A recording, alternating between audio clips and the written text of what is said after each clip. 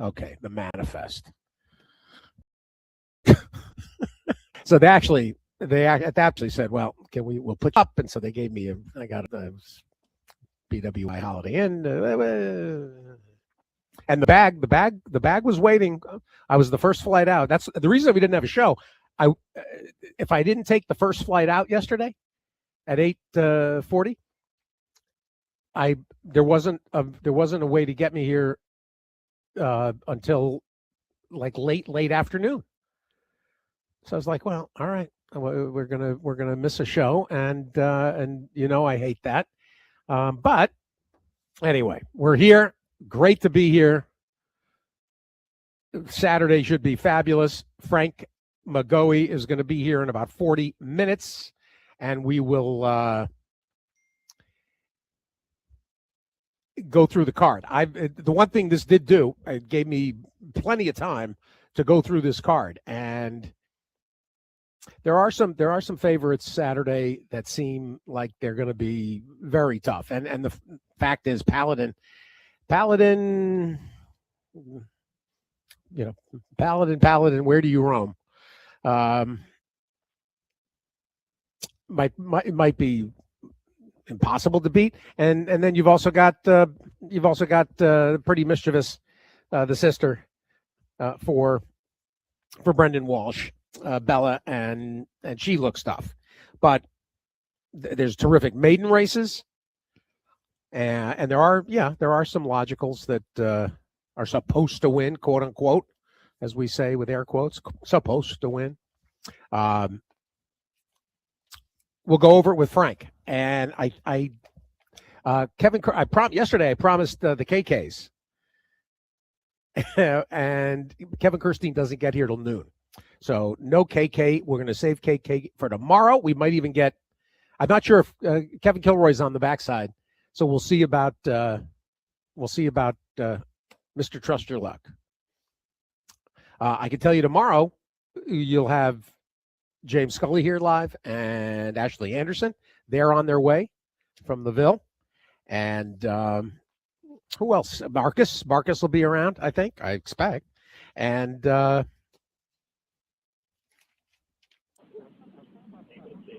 again, they've been sponsoring the turf race for the last several years, and that usually means Ed DeRosa, and I'm sure Ed will be really dressed up for the trophy presentation. I'm sorry, I can't help it. I can't help myself. It is, you're going to present a trophy. Come on.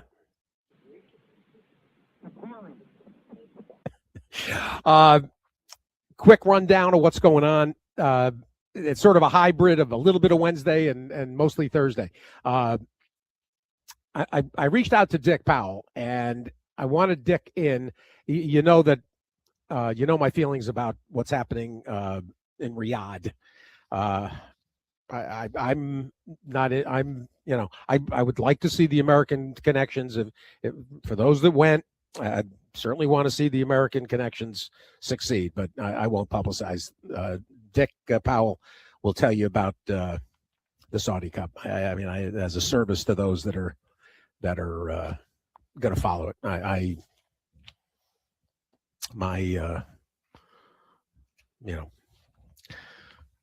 revulsion at that kingdom is pronounced.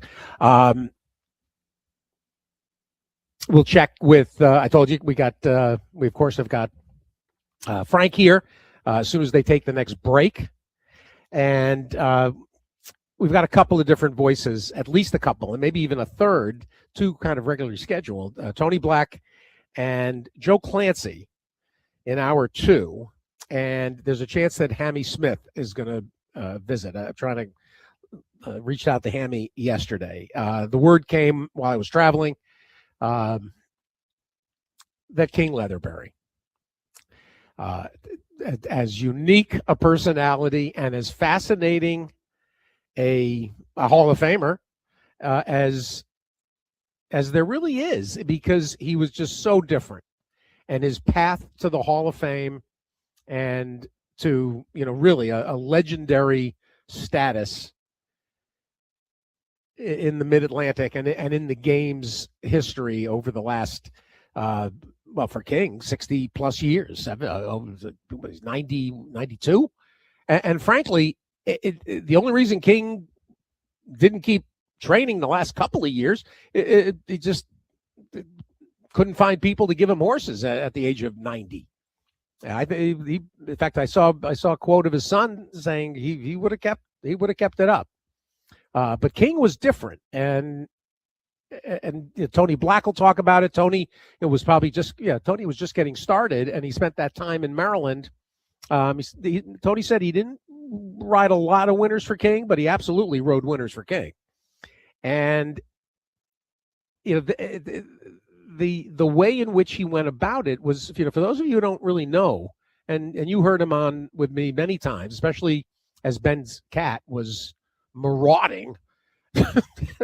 Ben's cat was really cool, actually, that Ben's cat came along, a horse that he bred, and then turned into this, this just dominant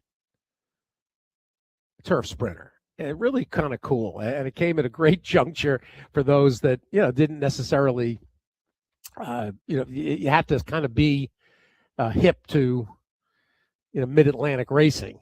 Almost not exclusively Maryland, but a little Delaware. He won some training titles at Delaware. He trained off the sheets. I'm not kidding. I mean, King was not there, rubbing legs and and holding hoses on in buckets. That's not the way he won 6,000 races. A shrewd reader of the sheets, and he. That we're a thoroughgraph, household, one of Jerry's kids, and I don't, but I will acknowledge the Ragozin product. He was an absolute adherent to Len Ragozin and Len Friedman's Ragozin numbers, and that's how he claimed, and that's how he placed horses so shrewdly, and he had just protracted success. King Leatherbury, and a character. I mean, funny, and quips and old jokes, and really a gem. So Joe Clancy will talk a little bit about him. Tony will, and I hope Hammy. If we can't get Hammy today, we'll get at some early next week. We'll get Hammy Smith, and I mean, there's, it's funny when there's horsemen and there's personalities in the game that live this long. They outlive their contemporaries in a lot of ways, a lot of times. And Tony and I were talking yesterday as I was traveling. And Tony was thinking about the guys that rode for him. Bill Passmore. He said that Tony said, I don't think there's anybody out there that, some of the more recent certainly, but for those that were around for,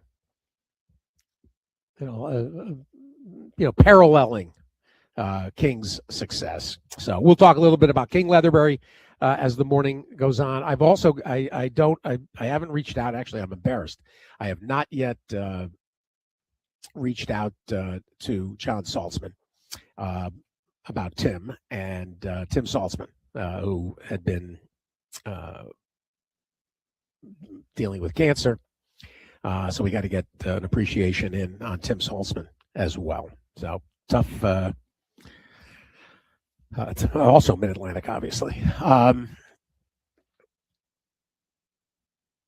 So Tony and I said Dick will join us in a couple of minutes here for a quick hit, and he'll also recap yesterday at at Hong Kong and look ahead to the weekend. I wanted to slip that in, and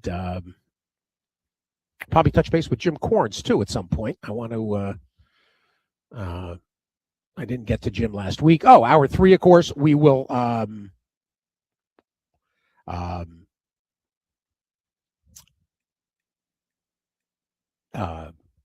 talk to Dave Hill. We'll get a Dave Hill final thoughts on Super Bowl. And there's and it's strictly a recap to appreciate, what to come away with, because the situation on the prediction markets, and I'll let him talk about that too.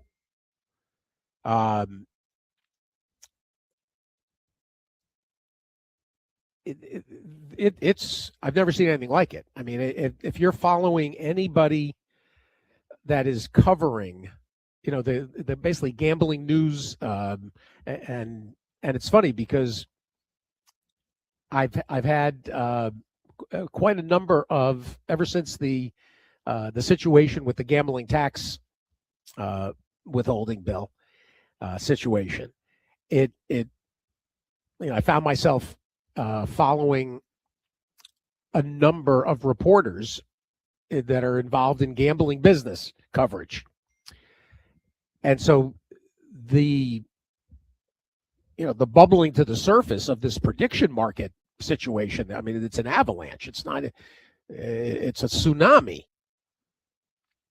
And a lot of those same reporters and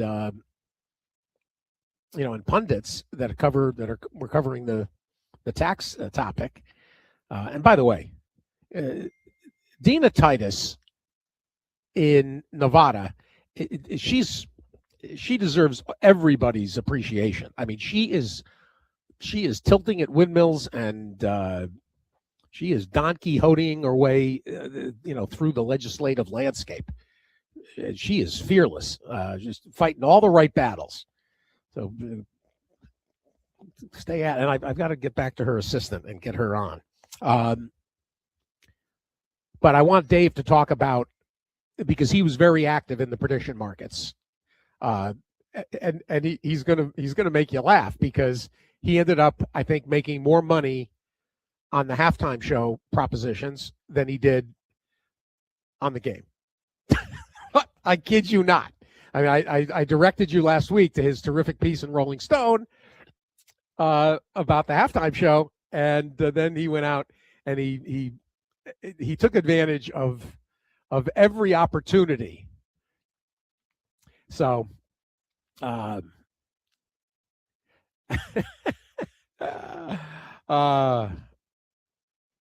anxious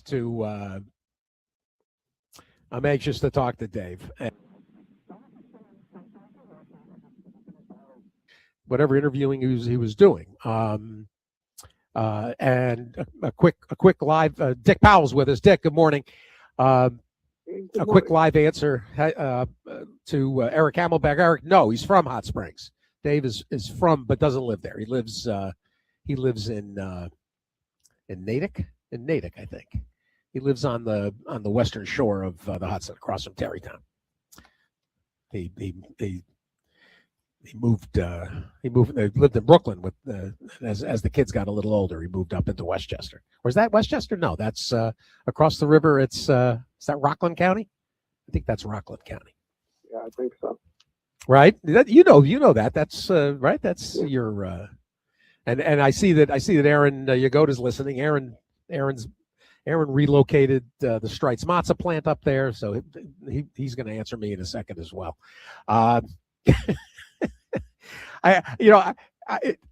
Tina asked me, she said, "Are you all set for the show?" I said, "All set for the show." I said, "I got 6 hours of stuff for 3 hours."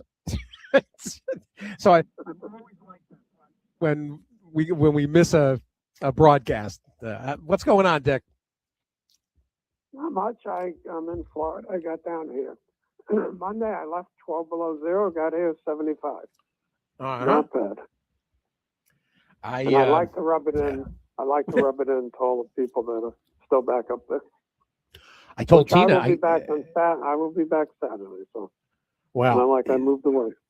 Well, she goes right. The wife is down there most of the winter. Yes. Yeah. I got off the plane here, and it was like, I don't know, 74, and you think, oh, that's beautiful, except when it's been 5 degrees and 7 degrees at home, it literally feels like it's 100 degrees. Walking around New Orleans yesterday, I was schwitzing. It was unbelievable. And you got the humidity, so that doesn't help any. But yeah, I've been to New Orleans though, where it's just cold and damp and raw. You know, just when it's in the 40s and windy, and it just goes right through you. So this not time a problem. Of year to be in the 70s, that's pretty good. No, it's gorgeous, and I guess there's a little bit of a rain potential late in the day Saturday, but the last I looked, it wasn't showing up till 6. So I think we're okay. It should be a absolutely great 12 race card here on Saturday. Dick, I won't keep you long because you're off. Quick Hong Kong update, and then tell people what they might want to know about the action in Riyadh. There's quite a number of American connections. Yeah, Hong Kong, we raced this Saturday, not Sunday. So late Friday night, early Saturday, just a normal card from Shatin. The following Sunday, February 22nd, is the Group 1 Queens Silver Jubilee Cup, 1,400 meters, part of the Speed Series in Hong Kong. And Kaiying Rising, the winner of 18 straight races, is going to go for the record. He's won 17. He's going to go for his 18th, would break Silent Witness's record. And he's going. He actually won this race last year in 1:20.33. So 7 furlongs is not going to deter him. And you got to see this barrier trial the other day. He was on the all-weather track at Shatin, which is quicker than the turf course. He goes 24, 22, 22, 108 flat in a barrier trial, and then just does this gallop out. That's like, maybe we're all missing the point. Maybe he shouldn't be a sprinter. Maybe he should be a middle distance horse. Because the gallop out was it was like seeing one of Baffert's horses at Santa Anita. They hit the finish line and they just keep going and going and going. So he's obviously ready. 1,400 meters will not be a problem.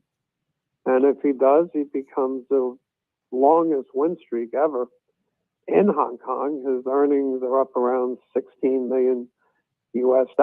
He has another big sprint race in Hong Kong, and then they'll rest him up, prep him in September for defense of the Everest Crown in Australia, which he won this past October. So Kaiying Rising, world superstar, back on February 22nd, a week from Sunday. Races have been really strong. There's an abundance of horses in Hong Kong now. And every race has also eligibles, full fields, not just full fields, but horses who could fill in if someone with a morning scratch and stuff. So the betting has been spectacular. The racing's just been game as could be. Massive photo finishes because so many horses just trying their best with a good handicapping system that does, in fact, bring most of them together. So racing, as always, has been just terrific to watch and terrific to bet on. So that's Hong Kong. Saturday morning, we have 7 races from Riyadh, King Abdulaziz's race course in Riyadh, and highlighted by the Grade 1 $20 million Saudi Cup. I think it's being run for the 7th time. Yashido Yahagi has won it twice already with Panthalassa and Forever Young. Forever Young is back to defend his crown, and he just looks, I'm not saying unbeatable, but this is what his career has been, Steve. He won the Saudi Derby at 3. This is a Japanese-based horse, goes to the Middle East, wins the Saudi Derby. Then a month later, he wins the UAE Derby in Dubai. then goes to Churchill Downs.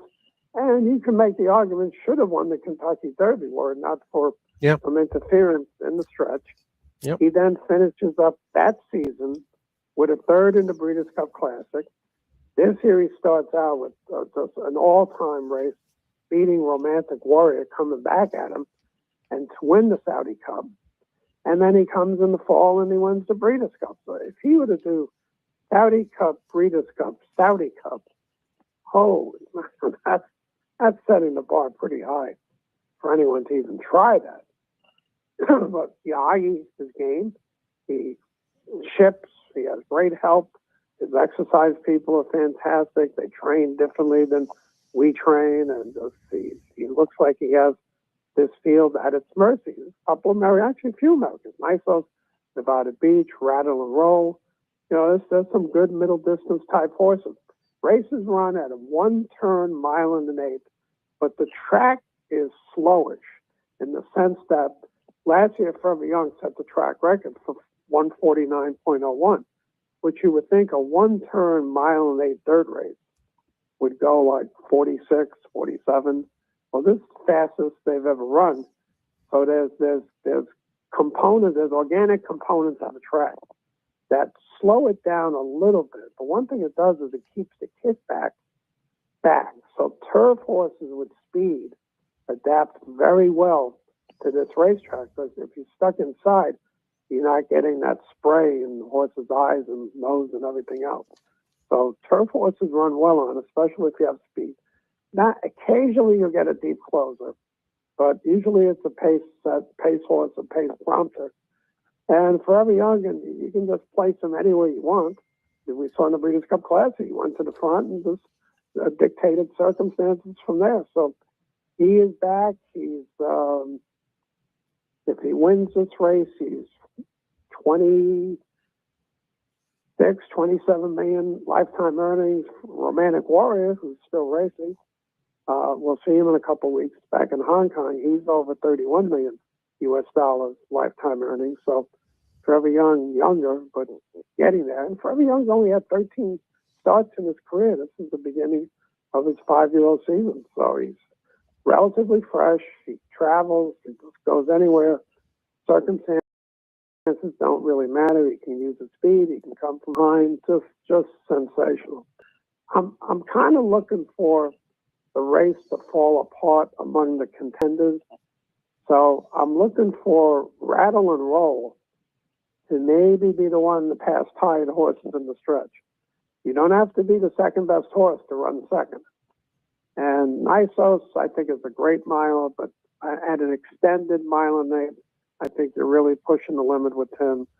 Kind of the same for Nevada Beach, who's won at a mile and eight, but he did it in California on a very different main track than this main track.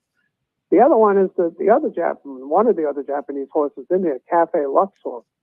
His last race was not good, but if you look at his last 3 races, he has had horrible post position. Now, he did draw post 11 for this race, so that's not the greatest. But his Japanese races, he drew 15, 16.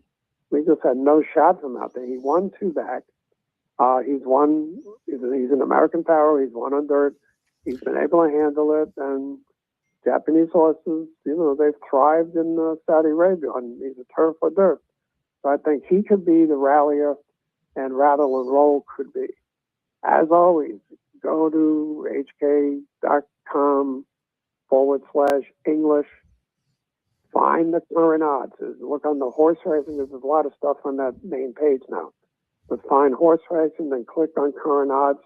You can get up Saturday morning, see all the odds for all the races, including exacta grids, quinella grids, things like that, and see where the money's going. Because last year, this was a great opportunity because Romantic Warrior, the Hong Kong horse, and you've got to remember, these are Whirlpool races, dominated the betting. And Forever Young wound up going off 2-1. Romantic Warrior was the odds-on favorite. Well, you get 2 evenly matched horses. One should not be that big a discrepancy over the other. So get up Saturday morning, see Forever Young's going to be a heavy, heavy odds-on favorite. But then see where these others are. And in my mind, I want to see the Baffert horses take money and then maybe get McPeak home for second, or Cafe Luxor home for second. So that's one way of looking at a heavy favorite and still trying to make money in the exacta pool. Cafe Luxor, or Luxor Cafe, of course, out of Paul Pompa's unbelievable Mary's Follies, and yeah, every time I see any of the Pompa horses, it makes us miss Paul. Yeah, the other there's another notable, Banishing Bishop's Bay, Forever Young, Luxor Cafe, Nevada Beach, Nisos, Rattle and Roll, and even Tumbarumba. People will be obviously familiar with, and then later on the card, or earlier on the card, you got the Sprint, where Reef Runner, I mentioned, as it happens on Tuesday, I mentioned David Fox with the Lee Blong's Big Beast IRAD aboard, and Doug O'Neill's got Zio Joe as well, and then you've got the Sprint, where Imagination, Lovesick Blues, and Just Beat the Odds for Baffert, Barazio, and Greg Sacco, and that American Stage, who actually is in the 12, is going to wear the 1 saddlecloth. The American Stage, you'll remember from last year. This is a stablemate of Forever Young, and probably well worth taking a hard look at. And then you got the 3-year-olds, that Saudi Derby with McPeak's got Very Connected, and Steve Asmussen brought Obliteration. Brad Cox just told us fact last week. My World was going over with IRAD's riding, and Doug O'Neill's got Acknowledge Me Please.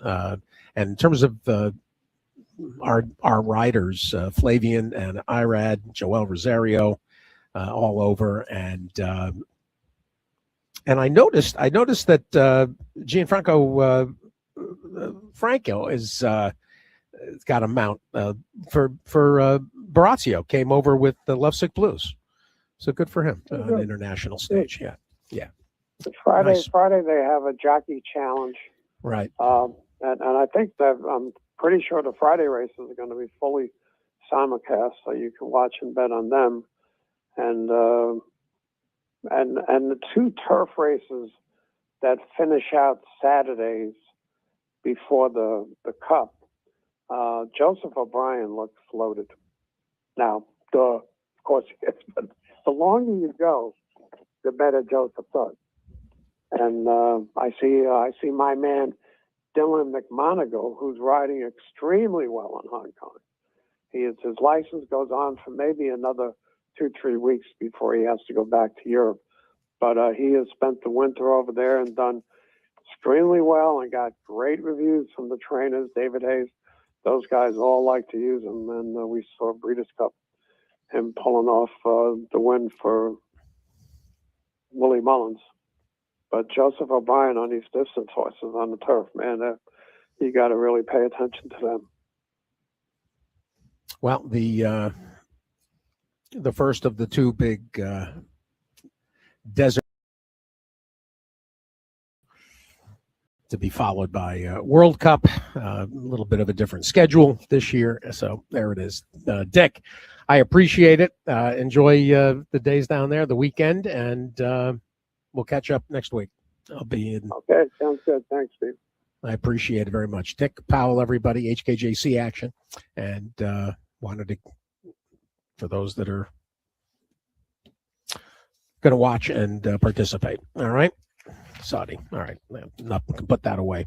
Dave Grenning is going to join us for a fairly quick hit. Double carryover today at Aqueduct, pick 6.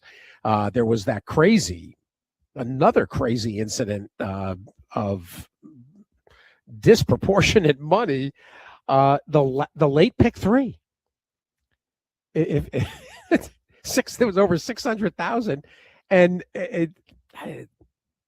this goes back to last Thursday with the crazy betting in the first race, where obviously CAW.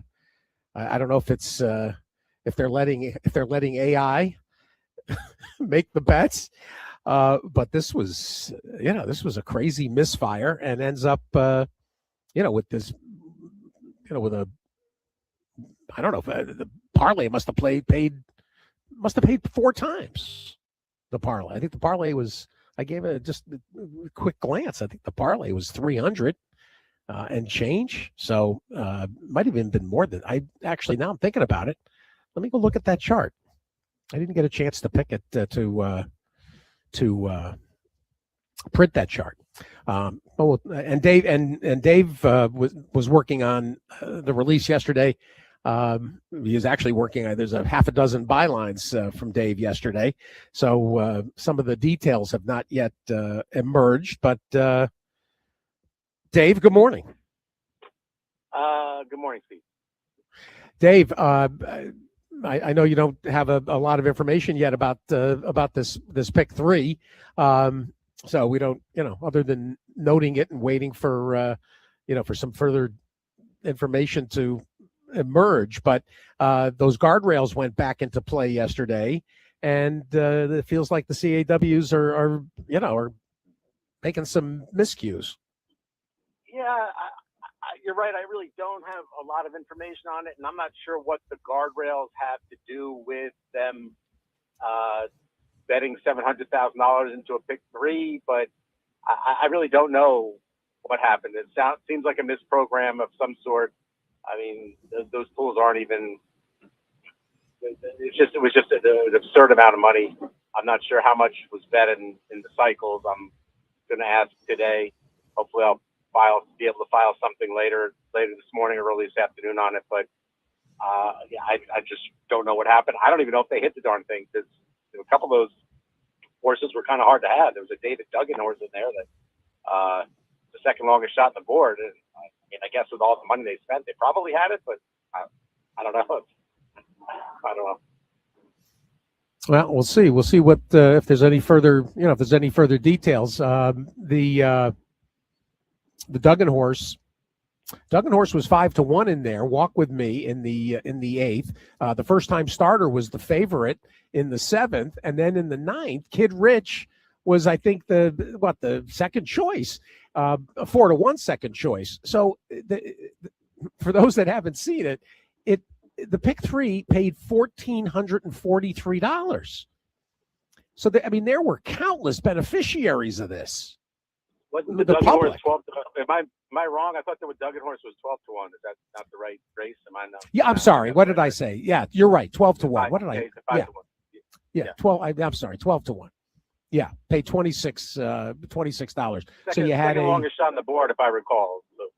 It was it was the second longest. Yeah. Central Banker for Wizard Stables. So it was a $6 winner, a $26 winner, and a $10 winner.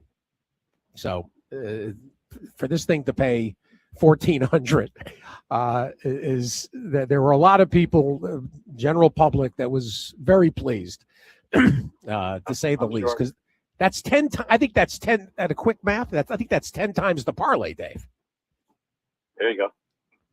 So some happy. They don't get it right. And by the way, speaking of not getting things right, I saw something on Twitter yesterday that I refused to respond to the people who were just outright lying and smearing.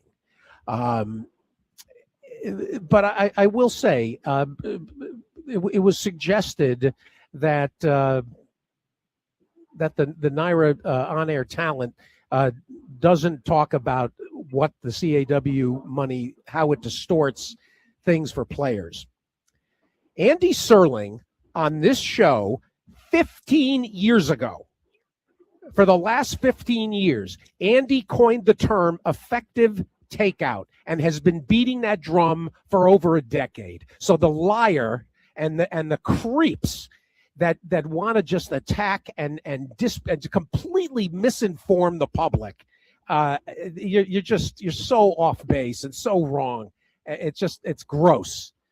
And anybody that is actually listening knows that Andy in particular understood this better than anybody before anybody, and is literally the word effective takeout, the artificial effective influence in CAW. Andy was the first person to let horse players know about it, and it really galls me but particularly to see Andy smeared that way. It's just ridiculous. Thank you. I got my advice is stay off Twitter. Well, I sometimes you're just scrolling through things, and it's I just don't like. I'll tell you what I don't like is there's impressionable people out there that think because it's there in black and white or whatever that that must be accurate, that must be true, and I mean that's one of the problems we've got right now, not just domestically but internationally. This war on truth and the war on facts, and it's just ridiculous. It's a disservice. It's a disservice to the game. You're right. All right, we will watch for further explanation, and double carryover today. And actually, this is I've been focused on the weekend action, but this is actually a nice enough card to attack that pick six. Yeah, look, I've been focused on between Derby Watch. I got a big piece on Yeah. Tampa coming out Saturday. I just haven't done a whole lot of handicapping work on some of this stuff. So I unfortunately you come to the wrong guy for opinions on. No, that's fine. Don't worry about it. Don't worry about that. Speaking of Derby Watch, and you mentioned Tampa, of course, it's the 100th anniversary. So I imagine that's the cover story Saturday in America's Turf Authority. Yes, there's an interview with Stella Thayer and input from Mark Cassie. Mark Cassie, by the way, Mark Cassie turned 65 on Saturday. So if you're at Tampa, wish him a happy birthday.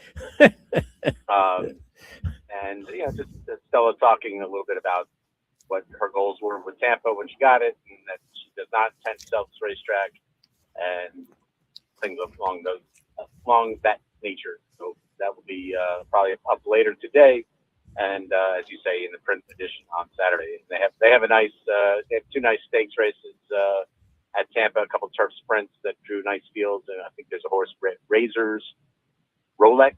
I'm probably butchering that name, but a Joe Orsino horse who seemingly has quietly won 9 in a row, 13 out of 17 in the starter allowance optional claiming ranks at Gulfstream, and then did win at Tampa, and he's going to make his stakes debut in the Turf Dash. So we'll see. Coppola, I believe, is in that race, and there's another horse of Cassie's in that race. So good card on Saturday at Tampa, and then they'll have a lot of fun there celebrating.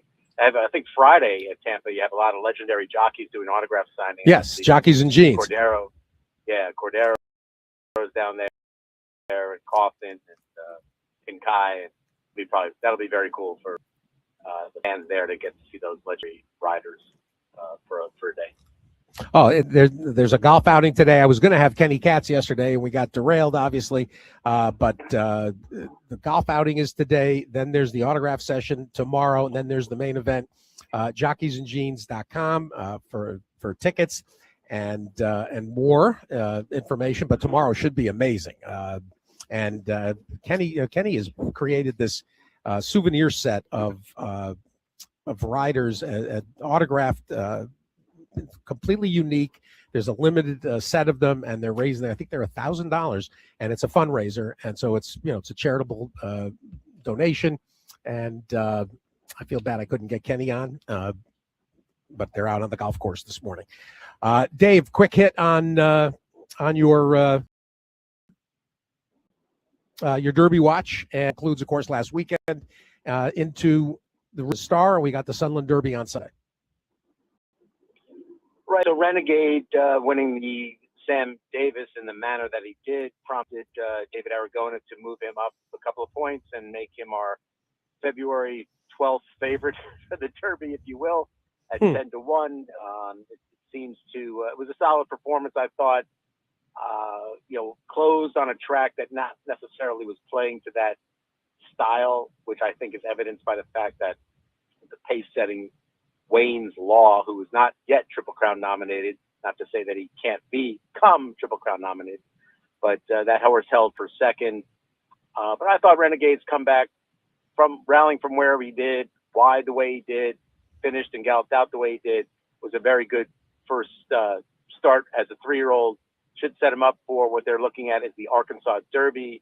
Todd Pledger really does like that 5-week spacing before the Kentucky Derby. So when they moved the Arkansas Derby a couple of years ago to that spot on the calendar, along with the Florida Derby, it kind of made sense. He's taken that route before. It also kind of strengthened the case for, actually, I made a mistake there. Paladin moved up because Paladin beat Renegade. Paladin is the 10-1 favorite. Renegade moved up to 12-1. Paladin will get a chance to validate David's opinion as being a February 12th favorite for the Derby when he runs Saturday in the Risen Star. So Renegade is 12-1 along with Nearly. The Remsen is starting to shape up to be a pretty key race. We saw a horse yesterday at Aqueduct, Igniter, for Rick Dutrow, who was 6th, I believe, in the Remsen, came back and won an allowance race very nicely yesterday at Aqueduct. Looks to be better around one turn, may get a chance to try 2 turns again. But even some of the horses that have come out of the Remsen, I think Grittiness was second in the Withers, and Balboa was second in another race. So I think the race is showing some strength there, and we'll see if Paladin can get it done Saturday in the Risen Star. Looking forward to it. Frank McGoey is joining us, Dave, and we're going to go over the card. We got those makeup races at Aqueduct, obviously, the Eastview and the Eastview and the Runyon? Eastview and the Damon Runyon, and then along with the Safe Florida Sandy, which came up a nice little race. The Safe Florida Sandy. You got National Identity 3 in a row for Danny Gargan. Now gets back in. He's basically done everything but win a stakes race. You've got the Wine Steward. We'll see where he's at in his career. I think he's now 5 or 6. Acoustic Avenue, El Grando for Linda Rice in the Safe Florida Sandy. Arctic Beast for Mike Maker and Time to Roll. I believe those are in the Damon Runyon. And then the Eastview Galinda, first-time winner for Miguel Clement. Looks pretty, I know he's pretty high on her. I talked to him earlier in the week. So got 3 stakes races on Saturday's card at the Big End. And then Dave Grenning, everybody, DRF Grenning. Yep. I was going to say that just the stake schedules came out for the meets, and if you're coming for closing day at Aqueduct on June 28th, you will see the John Hettinger. I thought was an interesting choice for the last stakes race of the ever to be run at Aqueduct. Wow. We'll talk about that next week. All right, Dave, thanks for this. Yeah. All right. No, I appreciate it. I'll try to get you some more information on the interweb later today. Excellent. Dave Grenning, everybody. And Dave's got a terrific piece that headlines DRF.com right now about Golden Tempo. Cherie DeVoe, who is loaded for Saturday. And we say good morning. The Risen Star Week Thursday visit that is so anticipated. The one and only Frank McGoey. Good morning. I don't know about all this anticipated stuff. Oh, it's highly anticipated. Good to see you. How you doing? I 24 hours, not even 24, about 17 hours delayed. And, that's 17 hours less in New Orleans. These are hours and minutes that are treasured. This is crucial time here. Exactly. We got a lot going on here this week. You know how many meals that is? That was a breakfast. That was a breakfast at Houdat Cafe. Houdat Cafe. I missed that, or maybe over toast over here, or French toast in the French Quarter. So Elizabeth's, wherever. I'll tell you. So I clock here on Thursday through Sunday. Monday, Tuesday, Wednesday, I'm off. Dong Fong, the bakery, yes, the Vietnamese bakery out in the East, is closed on Tuesday. So for the last 3 weeks, I've spent my Monday and Wednesday in line at 6:30 in the morning. And they open at 8. I got it down pat. I'm close. There's usually 100 people in front of me when I get there at 6:30. I get 3. That's your max. You can get 3. A lot of people that are in the front of the line get back in line to try to get 3 more. I think they're reselling them. But I get 3, and I give them to family, friends, customers. So I've been doing that for the last 3 weeks. It's a flavored one, right? It's fruit. They have a cinnamon, which is the original. Yeah. And that's my favorite. The only reason that, like I tell everybody, the only reason they make the other ones is because the cinnamon was so good, because that's what they started making. It was just cinnamon. So now they have a cinnamon, cream cheese, strawberry cream cheese, pecan, coconut. Oh, and they have a guava. They have a durian fruit. Durian, not guava. Which is apparently a very acquired taste that Asians like. Yeah. I was in line with a guy the other day, and he was like, "I want to try one of the durian fruits," and the lady said, "No, you don't. Trust me, you don't want one." He said, "Really?" She said, "No, get the coconut." That is funny. I first started hearing about the say it again. Dong Fong. Dong Fong. I started hearing it maybe 5-6 years ago. They're fantastic. Yeah. They are. So actually, quick story. I had a meeting. I had a come to Jesus meeting with one of my school districts. You know, my civilian gig. I work for a dairy, and so we serve the dairyman 65 schools in the school district milk. And I had a couple of drivers, one carrying that weight. So I got called to the mat on Monday. So the meeting was for 11, right? And so I go to Dong Fong. I walk in with a Dong Fong king cake, smoothed it all over, left with them renewing next year's bid. Jesus. It was beautiful. You only in New Orleans, Bubba. Remind me to off air. I'll give you the greatest spec contract close in the history of. Really? Oh my God! Back in your sales days, Dan and Yogurt. Okay. Aramark. Oh wow! National spec. That's fantastic. Dan and Yogurt. It fell in your lap.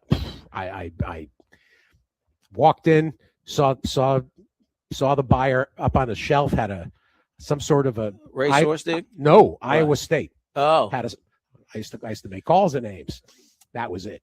Over. Listen Over. to this. My biggest customer is Cisco here in New Orleans, Sure. right? My GM tells me, this is 25 years ago, says, go see the buyer over there, see what we're not serving them. So I go over there, I walk in. She's in a cubicle, and behind her desk, she's got a picture of a racehorse. The horse's name is Mean to the Bone Joan. Her name's Joan Begley, right? I said, I know that horse. I start looking at the picture. I said, I know this guy, that guy, that guy. She goes, you know Stan Landry? I said, yeah. She goes, well, he owns him. I said, oh, I didn't know that. She goes, he's vice president here. I said, really? We talked. Let's name the horse after her. We talked for horses for an hour. Halfway through the call, halfway through the hour, her phone rings and she's going, yeah. Okay. So now the hour's almost there. She said, listen, can you come back next week? I had a guy that flew in from Wisconsin to talk to me about cheese. He's been waiting in there. I said, yeah. So I go back to my plant, and my GM goes, how did it go at Cisco? I said, oh, we got the business. And he goes, whoa. He says, I didn't even give you a price. I said, trust me, we got the business.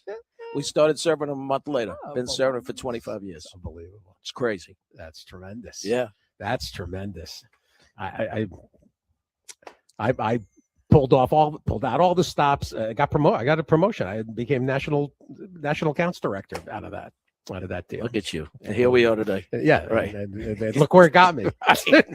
Well, you're doing what you love, and we're talking about what I love. So it is what it is. Exactly. Right? Well, we're gonna love this card. I'll tell you what. Jeez. I had plenty of time, and you and I have already kind of kicked around a little bit of the obvious stuff, and actually let's work backwards like we typically do from the features.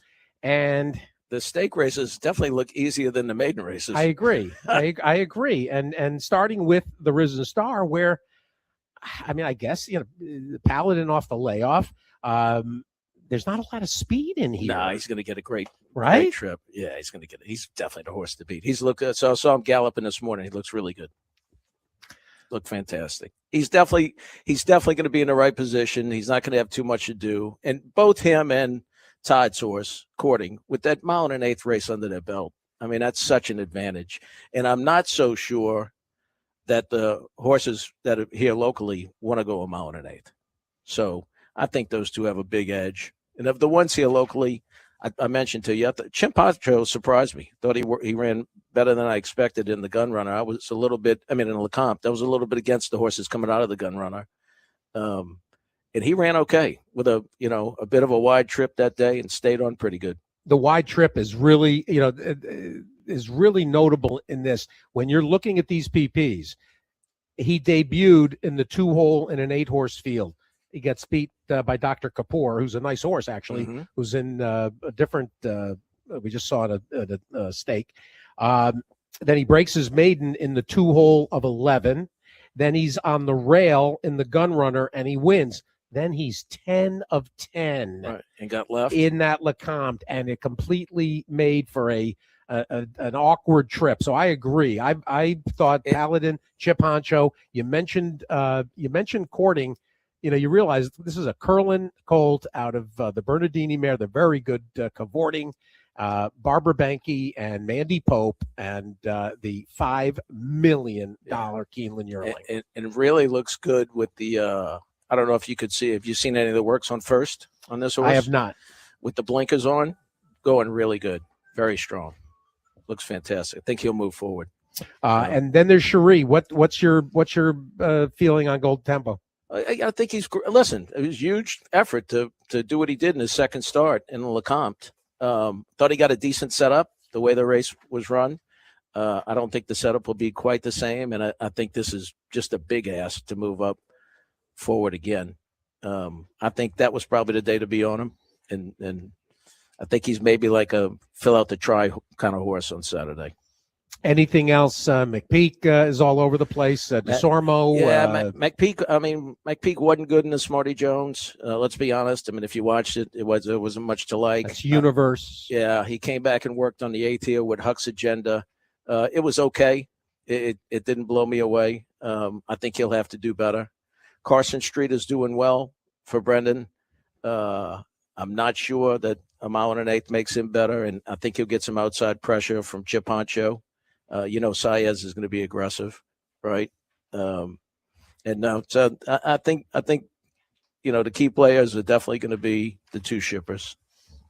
Let's talk about the Rachel Alexandra, and I went into this kind of hoping that we could find something of a price, but the more I looked, Bella Ballerina, she's basically Paladin in this race. Right. You don't name one beautiful ballerina unless they're pretty good. Yeah. Right. Exactly. Wouldn't you think?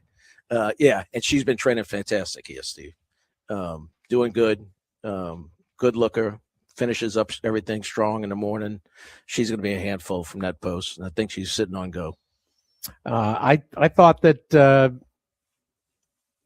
the rail horse of Kent Sweezy's, just singing, it kind of appealed to me a little bit. Ran on well against Bella Ballerina, but Bella Ballerina was up on a pretty contentious pace that day, and just singing, benefited from laying back off of it.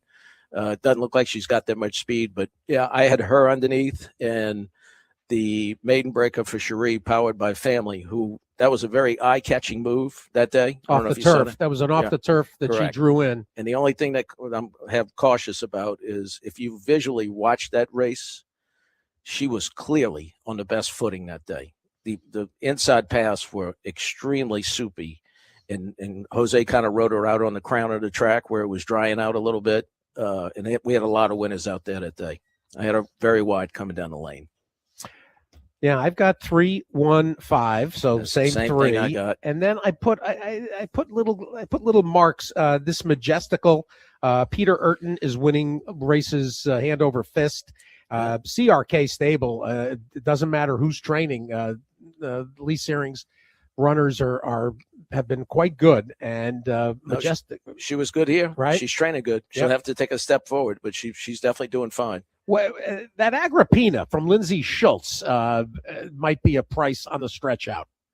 Which one is that? That's the outside. Oh, outside horse. 12-1. Yeah, gonna have to step it up. Who's riding that one? Paco was named on him. Paco Lopez. He's off. He broke his ankle, right. I think, huh? Yeah. So we'll have to wait. They'll get a new rider. I wouldn't see that one as a win candidate. No. The win candidate 3-1-5s feel like the win, and honestly, Bella Ballerina may be a heavy lean. Oh yeah, she's going to be real tough to beat. All right. And you're a pick 5 player, aren't you? I mean, you're an I ABC gotta tell guy. you, I am, but I'll tell you what. And it's too bad that, especially for this card, it's too bad. I want more of these $3 pick threes. Yeah, I like that. And the $5 doubles, late double. There's and so value forth. there. It's big Leo Vukmanovic, opened our eyes to it, cleaned our glasses, and it is. It's good. There's definitely value there. 2 to 3 times the parlay every single. I've seen some payoffs in the doubles at Oaklawn where I specifically go start reading from the back. Exactly. Yeah. Well, and see if there's a double I want to play. With Oaklawn, it's fun because of the cross country in New York. I mean, last week, if I somehow had found, I heard you. I heard you. 50 pieces or something. 51,000. Yeah. And all I had to do was just, there was one, I forget what leg I went 6 deep in. If I go 6 deep instead in the Withers, I catch the horse of Rudy's. Right. I heard you talking about that. And the place where I spread, my second choice wins. Really, listen, they make me talk to myself. That's why I don't play a lot of them. I'd rather beat up a race. When I'm right, I want to get paid. Yeah, I don't want to have to wait 4 more races. I hear you. The fairgrounds and the 1 1/8 turf event, and Cherie, obviously a big player in here with Brilliant Birdie and Capuna. I mean, I the 2 obvious candidates that was a big step forward. Yeah, I'm gonna make a little bit of a gamble, take a little bit of a shot in here. I really like the way that Stidham's horse Montador. He's my 3rd horse. Man, he's going good. He goes out strong. I don't think I know he's stepping up to face Oldest for the first time, but this is when you get a price. I mean, if I'm right about the talent level, then this will be the last time I'll get this price against this kind of field. I had the race 6, 7, 9 were my top 3. Ooh. With Lagnos 3rd, and then underneath I had Brilliant Birdie. And I tell you, you can draw a line through. I'd rather be Blessed last race. She missed the break, and Pedroza tried to rate him, and that's not how this horse wants to be ridden. He didn't appreciate it. There's not a ton of speed in here. The way I see this race, I'd rather be Blessed getting the lead, and I think that Gaffleone will be sitting up close with Montador with him as a target, and hopefully gets first run. Wow, that race at Churchill in November, Gaffleone, first time he got aboard Montador. That's the template for this, and of course, got the win over the surface in the wood chopper. I went 2, 7, 6, 9, so we're close. We're on the we're on the same. We're on the same. Stidham sent Tom's Magic to Tampa last week. Yes, Tom's Magic is a good horse. I mean, he kept this one here for this. Ran a decent second. Right? Yeah. Runaway winner. Yeah. Or the Beckman winner. Yeah, that horse was good. Yeah, Curtis rode him, right? I think Ben Curtis went over there and rode him. Yeah. Did Ben ride that? Let me see. And Beckman's been a little bit quiet. No, it wasn't. It was that was the. I thought I saw Curtis won a stake for Beckman over there. Maybe it was a different race. Wasn't that the concrete? Was that the concrete I didn't pay that race? much. I didn't pay that much attention that day. I've got it here. I'll have to go look back. No worries. Anyway, I was saying Beckman. He's been a little quiet here. He's got some horses that are sneaky live tomorrow. On this card. Oh, big time! The maiden. He's got the maiden horses that we'll talk about. Oh yeah. Let's talk about the mine shaft, where I suppose I went. What I have, I've got 2, 3, 5, 6, and I thought the 2, 3 were a little tougher than the 5, 6. I'm 1, 2, 5, 6, not in any particular order. Duke of Duval. Well, I'm gonna tell you. Here's what I got there. Is it a story? Not a story, but I mean, horse seems to be progressively getting better and is gritty, right? And on January 29th, that work was with Magnitude, and it was a serious work here, Steve. They went 1 minute 2 fifths. We had them 12-2, 24-3, 48-2, 1 minute 2, and then they galloped out 113 and 126-1, and then after that. Wait, there's more. Magnitude went on another quarter mile. They couldn't pull him and then up. got sick and couldn't make the trip to Unbelievable. the desert. Oh my God, he was sitting on a big effort. Crazy. So look, you want a price to throw it at that? The hit show is going to be tough. Got God, it feels like Accelerise, the time to be on him was last time. The price is going to be much shorter on Saturday, right? I had Todd the other day. Todd was excited about this horse. He's good enough to win for sure. That last race was really good. I mean, Just a Touch is a real racehorse. Now Just a Touch had a much rougher trip that day, but this horse dug in and fought all the way to the wire. So Duca Duval is the one. This is the first big Frank. Well, it's not. Listen, it's not a big lean. It's an include. Yeah, or more. Yeah, I think it 8-race or 7-horse field, and it's a competitive group. It is a competitive group. That's the mine shaft. The late pick 5, the all stakes late pick 5 starts with the Big Al, and I thought here's one of the CRK horses, and Peter Urton again, Maduro on the rail. How are you going to beat him? The blowout before this race on February 8th was almost identical to the blowout before our last win. 3-ace with her ears up coming across the wire. She looks great. She's going to fire again. She'll be tough. She'll be a tough out in this spot. And the only other two I thought had a chance were the 2 oversubscribed and the 4 expensive queen for Brendan. Saez is 2 for 2 on that one. One at Keeneland. We'll have to step it up, but she get a decent trip from that post. But those look like the only 3 to me I was interested in there. How about you? I've only got Maduro on my top Single? of my page. Yeah, I didn't. Yeah, she'll be real tough. I wasn't. I agree. Digging up. She's the key. I didn't have to go, scraping around. All right, that's your all stakes late pick 5. There is also the Colonel Power, which will include. But let's start talking about the maidens. The Colonel Power on the turf, who never set foot on the turf. Well, that's because it gets taken off the turf so often. So right. let's start at the first, and let's hit the maiden races. These races are dizzying, Steve. I mean, they're crazy. Well, this is when we count on you. This right. is McGoey time. I gave you a lean on Randy last time. Well, before his first race, that was Gunrunner Day. You remember the stall horse, the 8. Paco. Yes. Paco rode him with a kind of questionable up and back stop and start ride that day. Broke and then got inside, shuffled back a little bit, came and made a second sweeping move on the turn to take the lead. That's one that can definitely improve, and Saez is jumping on. You talked about the Urton horses. We have one in a 2-hole, Seeking Attention, who absolutely botched the start of her last race and made a decent little move on the turn, looked green, will definitely move forward. Audacity. Here we talked about Beckman. Yep. I mean, Pratt jumped on the first time at Keeneland. That was a solid race, solid enough that his next start was a stake, and you could just draw a line through that. Broke through the gate, right? That horse has been training well here, training with a horse named Sonaire, who's later on the card. That another one I think's live. Yep. And then let's see. You got Cherie with Spare Me. Those are the 4 for me in there. And 8, 2, 4, and 6. Wow. We're in trouble because what did you have? Well, we overlap on the 6, but I was intrigued by the Glen Hill horse that got transferred to Al from Proctor. Proctor's going great guns at Tampa. This horse. So I'll give you a little insight. One More here. Guitar. What do you know? All right. So Saez was named on One More Guitar, and when Paco got hurt, he moved Saez to Ronnie, and Sophia moved to the bottom one. How's that? So Vivis on Vivis is on One More Guitar. Got it. And Saez is riding Ranny. All right, that's worth the price of admission. You mentioned Cherie, and one of the things about the Klein horse Spare Me that I highlighted, one of the greats, maybe the greatest, E.H. Bo Lane. All right, Bo Lane bred. Yeah. We got to catch up with Bo this winter.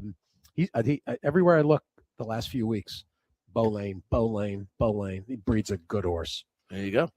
For those of you that operate that way, Spare Me was $110,000 Keeneland yearling for the Kleins, and look at those climbing figs: 46, 57, 69. Got a great setup last time. I'll give you that. I had that race falling apart at the end, so everything went his way. The horse, I'm surprised you have no no interest for Kayla's Comet at all from Brett Calhoun?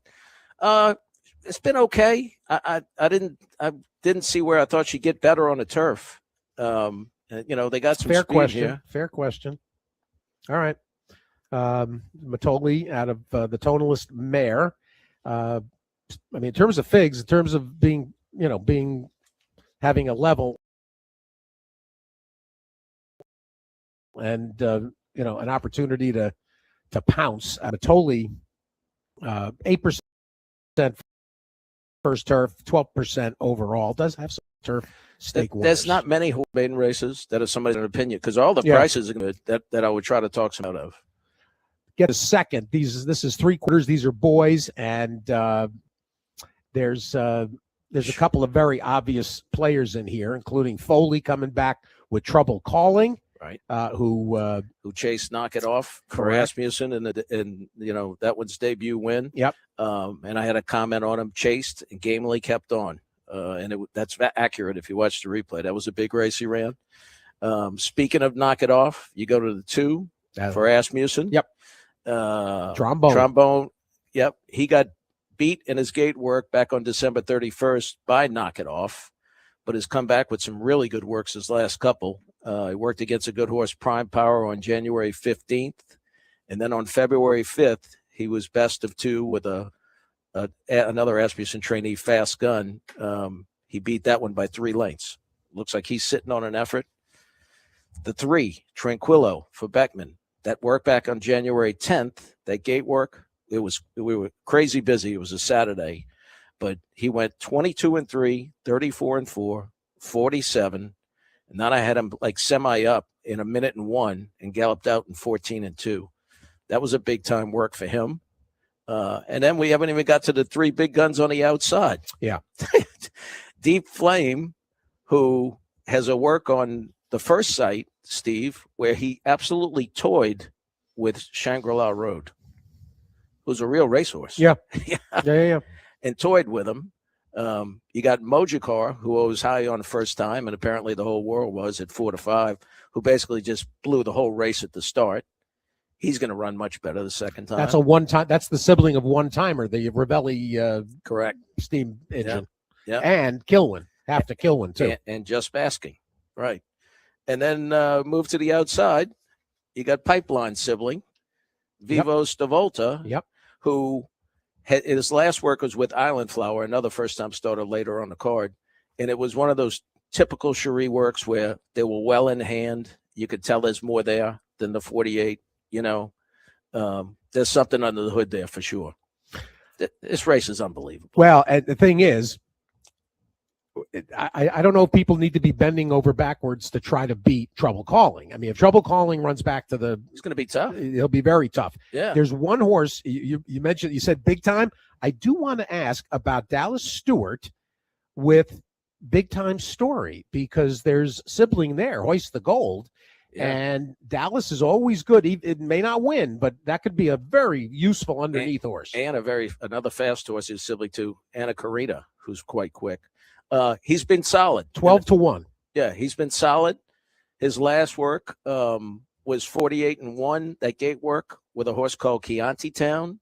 But it was a very fast track that day. We had a lot of fast times. So I discounted that a little bit and didn't include him in my top spot. I just have him. I'm looking for some underneaths. Trombone. I got one as circled and segregated, but then 2, 6, 8, 9 are the for me are the other useful. Listen, if Shangri-La Road was in this race, he'd be a pretty short price. So I wouldn't leave the Cox horse out. Yeah, well, that's the Judd. He's a half to Ducali. Yes, Deep Flame. That's the 7. Yeah. So, tough decisions early if you're going to be playing multis. Let's skip over the Colonel Power, go to the 4th. These are fillies going 3/4. And I've got a single digit up on top of the page circled. Goodall, the Yoppin filly from Steve Asmussen. Who's beating her? Somebody's going to have to. They will have to have an effort. The horse that beat her, Just Bluffing. That one was one that I was keen on that day. And Just Bluffing's in a stake at Oaklawn either Friday or Saturday. American Beauty, I think, on Friday. Yeah. So you can get an idea there. Oh, by the way, she's in against the Louisiana bred, who's 4 for 4, the one that won the futurity down here. Oh, for Coteau Grove. I had Margolis's brother-in-law. What's his name? I haven't seen him. I had him on. Yeah, it was. We had a. She's a real racehorse. We had a really fun conversation. That's an exciting horse. Yeah. Oh, it's a good race. I can't wait to see that matchup. I'm blanking on his name. I know. It'll come to me. Anyway, you got a couple in here that have some talent. I think you can probably draw a line through Gerber Daisy's last race. Okay. The bottom horse for Foley. Had some trouble, got out a little bit on the turn, maybe better on the dirt. That one's got some experience. Gaffleone's jumping on. He's probably going to show some speed. I don't know if he's fast enough to keep up with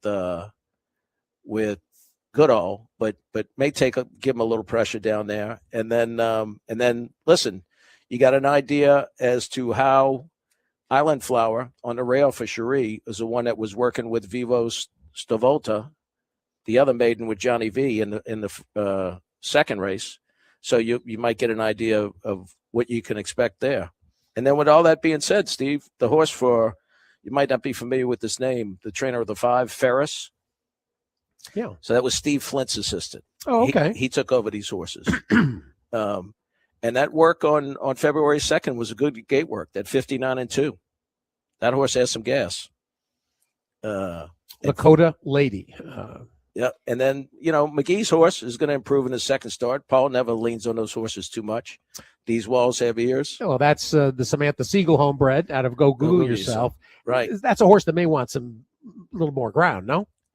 Maybe. I don't know. I mean, all right. It definitely moved forward here. And it's coming out that Just Bluffing race also. So, listen, another one that's loaded, Steve. Absolutely loaded. All right, go to the 5th. This is the first turf maiden, the only turf maiden. And I thought this was a little bit more open and might not necessarily give over to a price, but you mentioned Sonar for Whit Beckman, and that's the 8. On the rail, Cherie's got Ocala Gala coming back in here. And I thought Joe Sharp, I looked at 3 times, that Heavenly Melody from Mike Ryan, and then Prima Donna for Stidham. 1568 for me. And Stidham trained the mare and who was Masquerade, and he trained the sibling Catnip, who was a nice horse. I remember Catnip. If you remember Catnip. Sure, of course. And this half to Princess Grace. You remember Princess Grace? I remember Grace Kelly. I think Princess Grace went out. Stidham took Princess Grace out to California and won a stake, if I remember correctly. All right, so I'll give you a couple more to throw into your mix to really mess things up for you. Go ahead. Right? How about a Louisiana bred in this spot? Mighty Hankerin for Norm Cassie. It's funny. I sort of looked quizzically at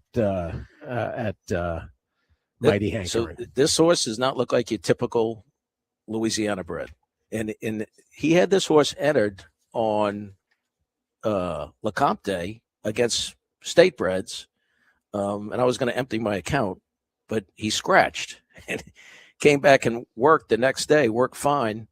Pat Devereaux, by the way. Pat Devereaux. How's wrong with us?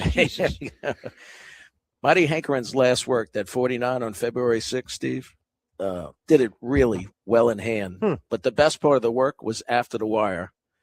I caught him from the wire to the 3/4 pole in 12-1 and 13 flat around the turn. I mean, really galloped out strong. And he scratched out of that race, the state bred race, to run in this race long on the turf. I mean, I just got a sneaky feeling this horse is okay. I don't think he's a typical Louisiana bred. Well, and Norm is nobody's fool, and has been picking spots really well at the meet. He's 4 for 16 coming into the week, and it's a fairly notable set of ownership. Jack Oxley involved, as well as his uncle Justin Cassie. Yeah, I think there's something under the hood there. I wouldn't leave him off tickets. I'm not, for sure. I had the race 1, 8, and 11, and then underneath 3, 6, and 9. And the Raspberry horse for Beckman, who I mentioned, listen, you can draw a line through the goldenrod, got thrown to the wolves there. He's had her over in Payson. She's got to work where she's clearly second best, but she holds her own with Regaled. Beckman's good filly. I mean, that's solid. And the 2 works here has looked good too. Getting blinkers off and Lasix for the first time. Just another wide open race. If you're a pick 5 guy, Steve, the early pick 5 is the pick 5 to play here on Saturday. Well, because there's more questions in the first 5 than the last 5. Unbelievable. Well, I suppose if that and I suppose we do need to give everybody a Colonel Power look, and I thought the second half of the field 5, 6, 7, 8, and there's also Bear River to deal with. I thought this was How do you like that? not easy. And I know that Catalano's got built cross-ended at Turfway. Do you know where he's going? I will find out. The horse is down here, though, right? Yeah. He's working great. If he takes it to dirt, it's a turf. He's doing fantastic. And with all that said, the Wong horse who won last time was super sharp, and he's going to be a tough out. That usually wrong. Not Wong, Theodoro. My bad. He'll be tough. Why are you laughing? What are you conflating? You're conflating the Outlaws? What are you doing? Right.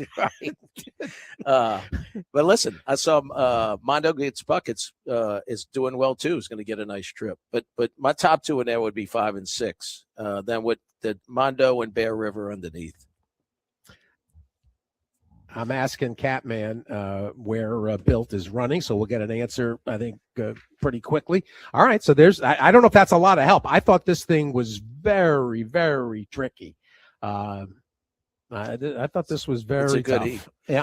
All right. The 7th, I know you're got to get ready to go. Give us the 7th, though, long on the dirt. Oh, this might be the toughest one we got, Steve. Kelson Murata, 2-3, 3-2 for me. All right. Well, I'll give you a couple more to add in there. Let's see. 6 to 10, 11. What about the 10 and 11 interested me too? Silver Shot and Barista. How about a price here? How about including the 1 in your business? Get them roses. Yep. Had some sneaky trouble in that last race against Knock It Off. Was buried down inside, got shuffled back a little bit, and then came back and worked with Brendan's other horse in this race, Tiranagu. Is that how you pronounce it? The 7. And I had Get Them Roses out better, look good. You got Gaffleon jumping on. He's going to save some ground from that inside post, right? Yep. Kel surprised me and everybody else last time. That was a huge effort at 86-1 against Reagan's Honor. To get another nice, cozy inside trip. Marauder's been good. Hasn't been great, but has been good in the mornings. With that breeding, I think you probably got to respect him out of Dream Pauline. Yep. Right? Double Entendre ran on a little bit, has come back and has worked with Golden Tempo his last work. Looked good doing that. So that gives you an idea about, matching up talent in the morning.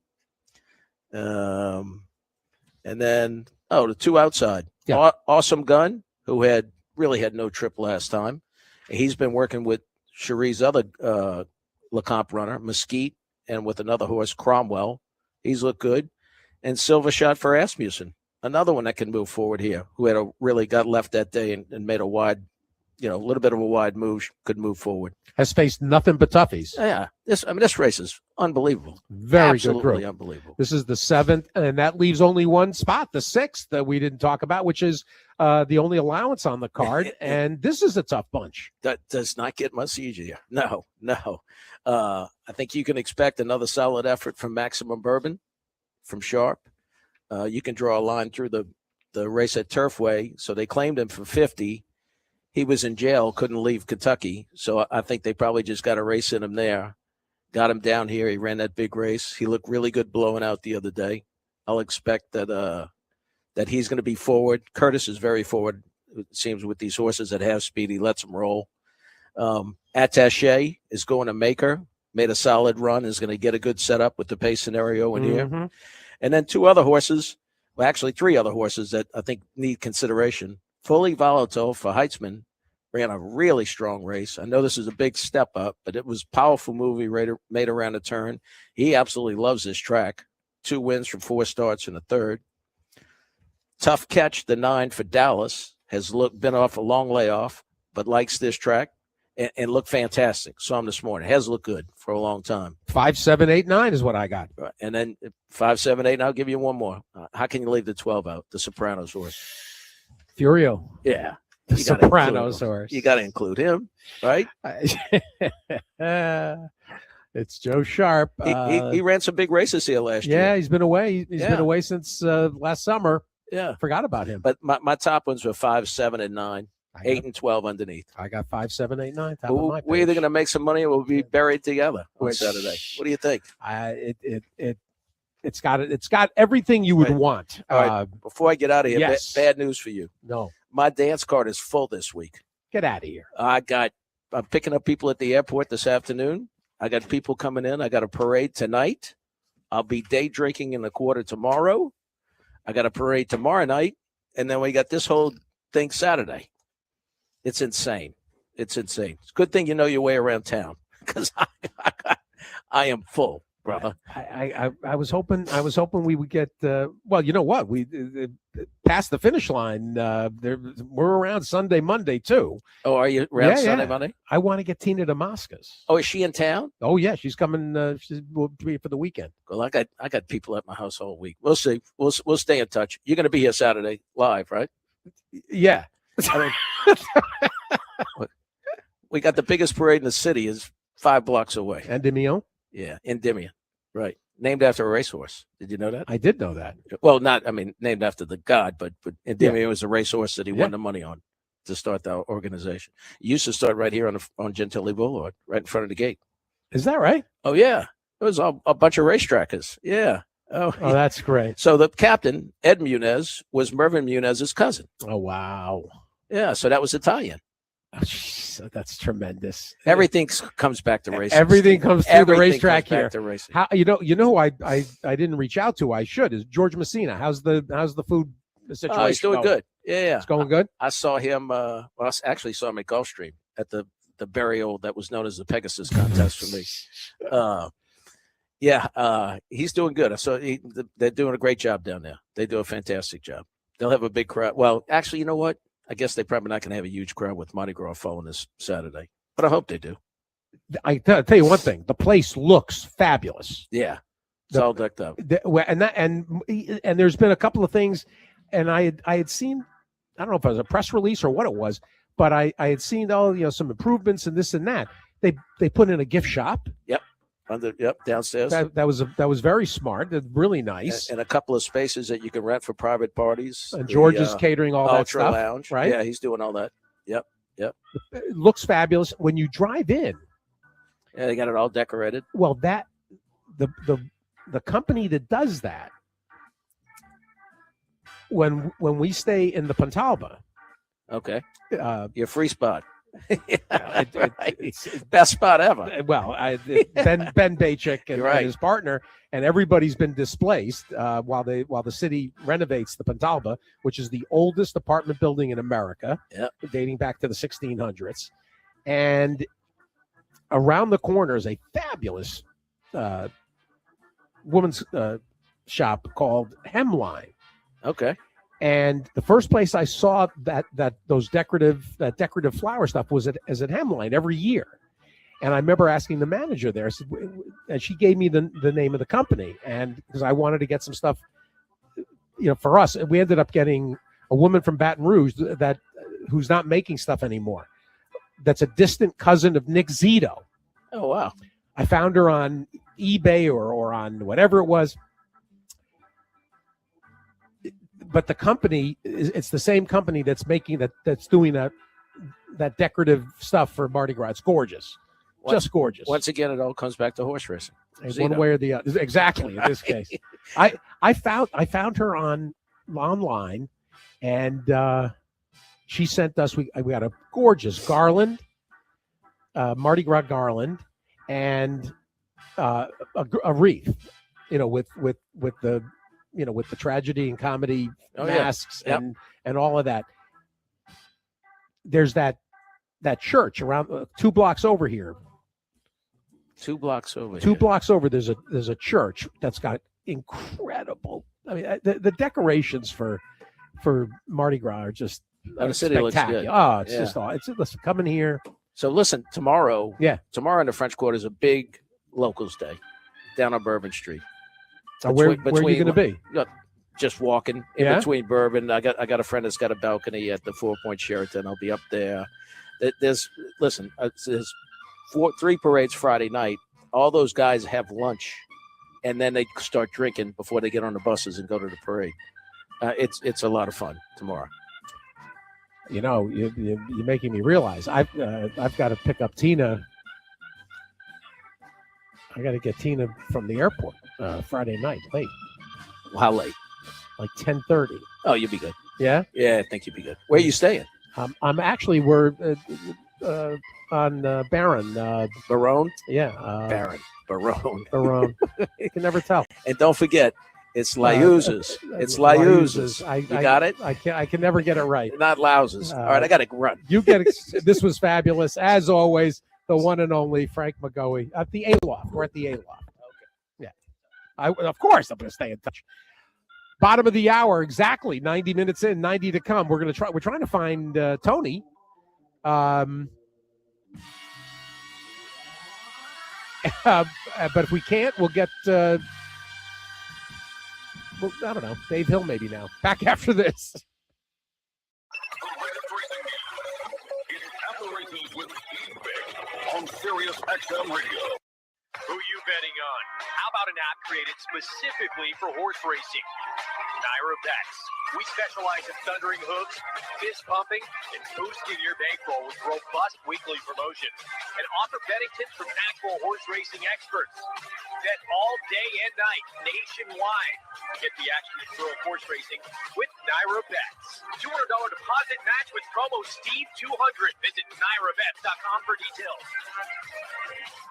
Horses power Virginia's economy, creating over 38,000 good, fulfilling jobs every year. Think about the farmers, the farriers, the feeders, the athletes, trainers, drivers, and jockeys, caretakers and landscapers, investors and interns, veterinarians, restaurant owners, restaurant workers, tour guides, trail guides, equine therapists, and so many more. Now that's horsepower. Virginia's economy wins with horses. The Pennsylvania breeding program is the best program in the country. The stallion awards, the owner bonuses, also the restricted races and the stakes races for Pennsylvania breeds. Last year, 321 Pennsylvania breeders earned breeders awards. 22 Pennsylvania breeders earned over $100,000. We have the best program in the country. Take advantage of the fantastic program that we have. Learn more at pabred.com. Nothing compares to a horse. They inspire greatness, command respect. Because Virginia's horse industry isn't just racing and farming. It's built on the skills, labors, and passions of dedicated people working in every industry throughout our state. Horses fuel the economy, create jobs, support thousands of families, and even make dreams come true. Virginia's economy wins with horses. Find out more at virginiahorseracing.com. Sirius XM Sports presents At the Races with Steve Byk. Horse racing, handicapping, interviews. This is At the Races with Steve Byk.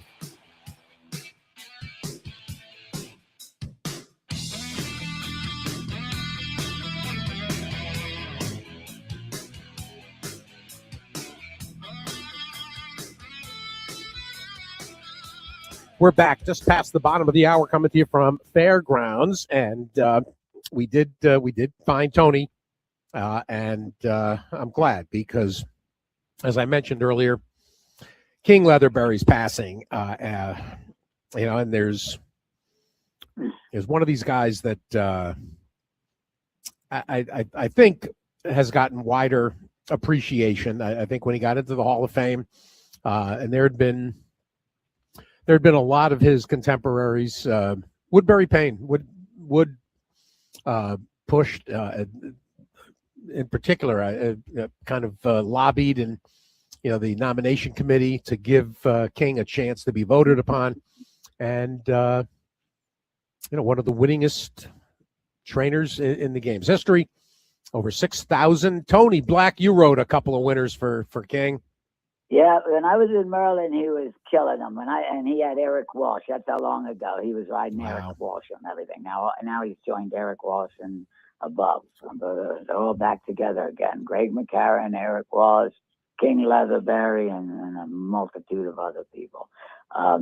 Yeah, I wrote a few winners for him. And if he would send something into Pennsylvania when I left Maryland, he would definitely give me an opportunity to ride a horse here or there for him. But he was well named in the state of Maryland, King. He was definitely the king, whether it was his first name or just what he appeared to be when it came to being a trainer in Maryland racing. He was a wonderful trainer. He was a guy that kept a realistic view of all his horses, had good owners. I can remember when he even trained horses for, I think it was Roy Clark and a couple of celebs that he had horses for. But he was a wonderful trainer to ride for, even though I had limited opportunities. But he did ride me many years ago on there that would ship into Keystone and Philadelphia Park. But he was the king of Maryland racing, and he was a great guy to do business with, and you never had to come back and if you messed up, he never said nothing negative to you.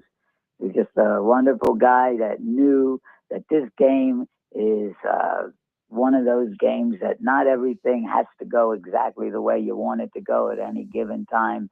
But winning is one of the things that he loved to do, and he entered his horses where they were definitely competitors and contenders in the races that he entered them in. It wasn't by accident that he won that many races.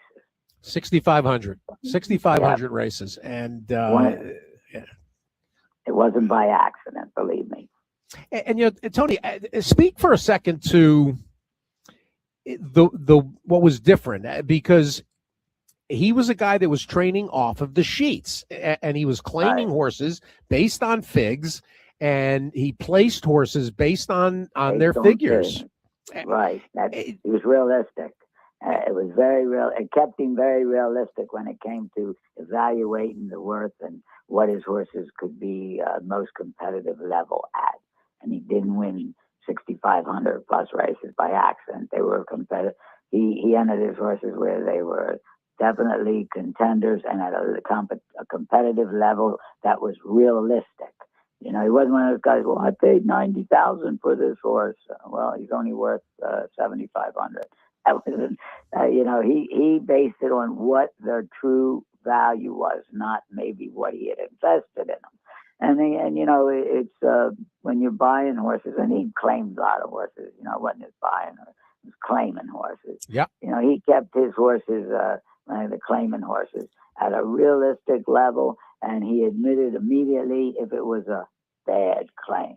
You know, he admitted it immediately. He didn't wait till 3 to 6 months down the road to say, oh, well, this horse isn't going to do at this level. He made sure he found a level that they would do at right away, or he would probably, pedal him, send him some other racetrack or do whatever.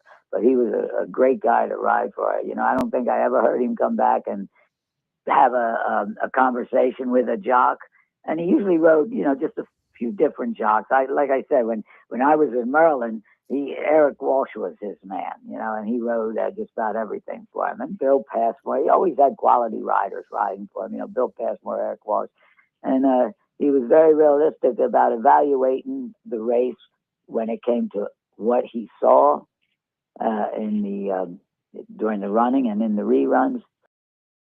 And then he was realistic when it came to when he entered, what the valuation and the worth of that particular individual horse might be. You know, it wasn't based on what he paid for him. It was based on where will they realistically be competitive, at what level. And that's why he won 6,500 plus races. It was realistic. You know, Ben's Cat came along, you know, at the back end of his career. And right, remember. Julian Pimentel, I think probably the one that, you know, that is most was most associated. I think Jeremy Rose had him too, but Pimentel right at the start, and he debuted Ben's Cat for $25,000. and started his career, I think, 8-race win streak, which included some restricted and some state bred, some Maryland bred probably Parker's. He was by Parker Stormcat, who had such a tremendous career in West Virginia. I mean, the vast majority of his big horses are all West Virginia breds, but Ben's Cat probably the best Parker Stormcat son outside of West Virginia, and out of a 38 paces mare, and I think King trained 38 paces. Yes, he did. Yeah, he did train them. And I can remember the names. It's amazing. I remember all the names and some of the details connected to the names, but it's been that they were horses that you mentioned that were many years ago. You're talking horses from the 80s, 90s. Maybe. He had horses in the 70s. Well, and I just pulled up 38 paces. Yeah. This is so cool. I beat him one day in a stake, I believe. You beat 38 paces? Yeah, and it wasn't I'm trying to think of the name of the horse. I got the picture hanging up at my mother's house. And I can't think of the name of the horse. But 38 paces was in the race. Well, here's what's amazing. The horse was bred by James F. Lewis, the namesake for the stake, right? Right. Yeah. For starters, and Bill Passmore was the regular rider.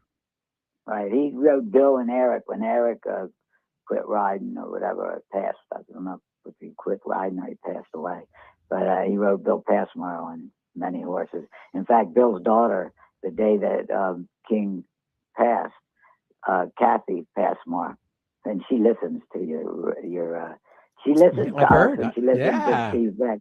That's Bill's daughter, and what a sweetheart. She's a great girl and a person that loves racing and was brought into it by the great Bill Passmore. She's followed racing since probably since she can remember. I don't want to date her on how old she is, but Bill was riding. Bill was riding in the 50s and 60s, I guess, and 70s and 80s, and was a steward in the 90s.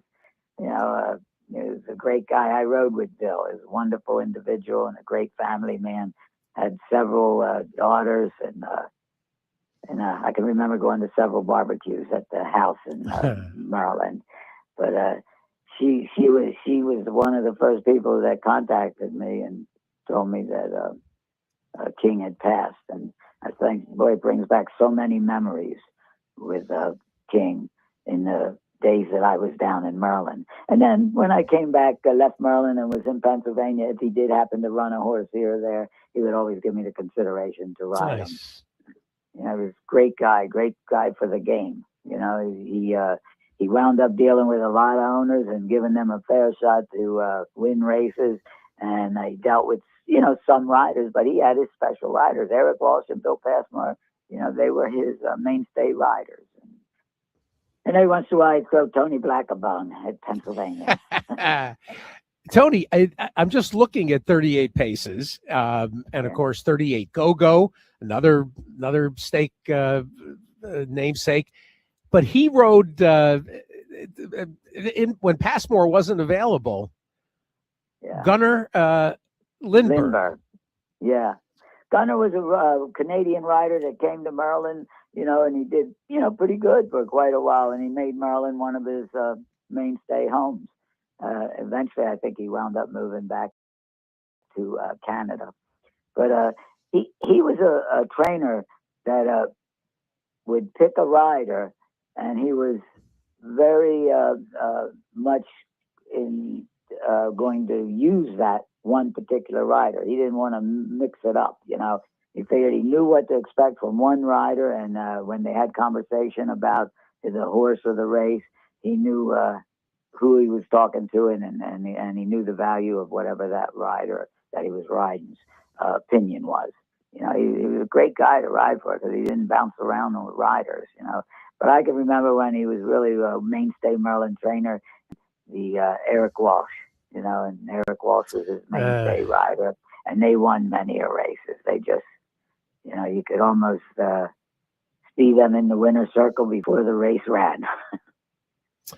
Well, and a tragic figure in his own own Yeah. right, obviously, Yeah. Yeah. say the There's least. a lot of stories when it comes to connecting people to racing in Maryland and in different areas. But and Bill Passmore, what a great guy he was to ride with. He was like a mentor to guys like Jimbo Bricali, myself, and to many other riders, that came around. He was a mainstay, established journeyman, a class act. And if he took you under his wings because you had enough sense to pay attention, listen to him, you learned. If you were one of those kind of guys that said, "Well, I know, I don't need to do that," and he wouldn't bother you, But if you listened to him, you really learned. And I can remember going to some barbecues and things, and Bill Passmore and his girls were there. They were little kids, Kathy. Yeah, she's something. There's some the kids were. He was a great family man, and the kids. I even stay in touch every once in a while with Kathy, and she was one of the first ones that texted me and said that, or called me and said that King had passed. But what a memory! The Leatherberries gave so many.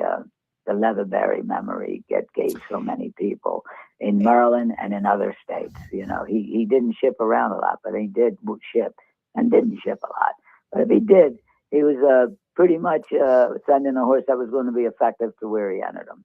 But he was a great guy to watch do business in the state of Maryland, and he was definitely the king. Had Grade 1 winners taking risks, won the Island when it was a Grade 1, and Catatonic won the Hempstead when it was a Grade 1. And if I'm not mistaken, Taking Risks, I think, was a horse that he claimed. I'm pretty sure he took Taking Risks out of the box and turned that one into a Grade 1 winner. Yeah, it might have taken him when he can. Sometimes a lot of the Canadian outfits would ship into Maryland when the Canada shut down and Maryland racing was going on in the early winter months or in the months. And he was definitely in the claim box looking at these horses. I'm trying to think. I won a stake down there, and I think it was. Trying to think what stake it was, and I can't think of the name of the horse now that I rode. And I beat King's horse, and I thought, man, that's an accomplishment when you beat King, especially if he's running some horse in a stake. And it might have been that, was it 38 paces? What was the name of the horse you had mentioned? Oh, 38 Go-Go. 38 Go-Go, that's who it was. I beat 38 Go-Go in a race at Laurel or Bowie. Wasn't the Bowie handicap? I forget. I got all the pictures, but they're down in my mom's house. Well, the numbers when you look at the figures, 20. I think I saw 26 or 28.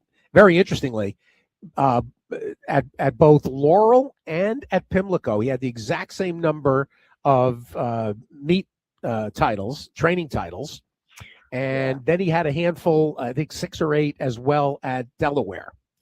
But 50, close to 60 training titles.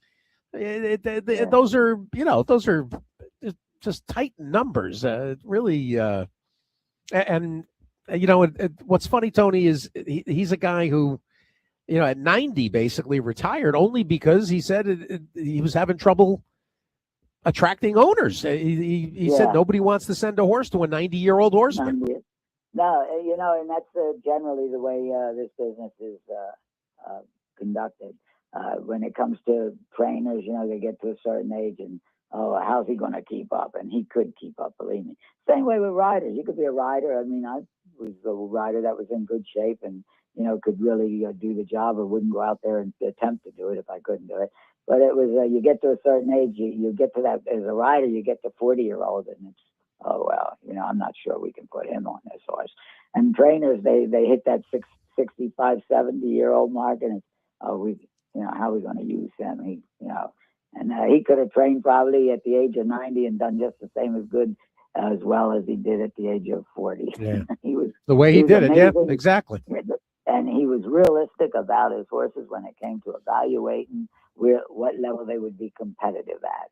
It wasn't just wasting races with horses. He ran them in spots that they were level, that they were competitive at day one. And of course, you're going to make some mistakes too when you're evaluating your horses. You know, they're individuals, they're athletes, and they can be judged on one particular day, and somewhere down the road they can make that judgment look like, geez, you know, what were you thinking when you're in this kind of a race? Or, you know, they're athletes. You know, and athletes have at different parts of their career can reach different levels of ability, whether they're human or horses. And of course, horse racing is a unique sport because it's a combination when it comes to the competitive aspect of it. It's a combination of two athletes, human and animal. So they're tough to judge sometimes, but guys like King Leatherberry kept it real. They kept it realistic. Didn't have a lot of experience riding for him, but I had a lot of experience watching what he did. And you knew when he entered a horse, and if he had Passmore or Eric Walsh, those guys, you know, or whoever he put on him, you knew they were going to be competitive. And I really loved riding around guys like Eric Walsh, but especially Bill Passmore. He would take a dumb young kid like me and give you advice. And if you wound up taking his advice he was your mentor, and you listened to him, he would continue to help you. If you walked away and acted like you didn't hear what he had to say, he would say, you know, find out the way you want to find out what the name of what you're supposed to do, or what I'm trying to tell you. But if you took his advice and listened, he was a great guy. I can remember being in jocks rooms at Bowie and Laurel and Bowie, you know, and when I was down in Maryland for the 70s, I guess, and even into the 80s at times before I left or after I left. And Bill Passmore, he was an icon and he was a guy that you had to admire and respect because you went out there on the racetrack and you watched what he did. And if you watched what he did and asked him questions, he gave you answers that you could understand. And I really attribute some of my knowledge of horse racing and my ability to ride was based on guys like Bill Passmore, Chris Rogers, names from the past. Sure. Maybe not everybody knows those names, but they were great guys for dummies like me to learn from. Well, Tony, I appreciate it. And you were one of the people that I knew would have a real feel for King. One more thing. Yeah. King's up above with so many of his older riders, but I'm sure he's sitting with Bill Passmore and Eric Walsh right now listening to Tony Black, because I had a tremendous amount of respect for Eric, Bill Passmore, King Leatherberry. My respect is unbelievably measured. Thanks for giving me a few minutes. No, I appreciate it. And thoughts to his, I think he's got twins, right? He had twin sons. Yeah. Twin sons, and one's a stand-up comic. One is a comedian. Yeah. And he's got to get it from King. And you know, we also have to mention the tie collection. King, I don't know how many hundreds of ties, and it became a thing. You know, people were, anytime anybody found any tie somewhere with a horse on it, they would buy it for King. And there must be, I mean, I'm sure he's got hundreds and hundreds. And I've got one that he gave me. That's great. That's something you keep. The only thing you should have done is got him to sign it. But there's one other rider I'd like to mention that benefited from being around King and guys that he rode for many years, like Bill Passmore and Eric Walsh and King Leatherberry trainers. Vince Picali Jr. He was in Maryland, and my man Jimbo, he was from Charlestown, but he moved up to Maryland racing, and he was one of the guys that learned and listened to people like Eric, Bill Passmore, and desired to ride for King Leatherberry and many trainers like him in Maryland.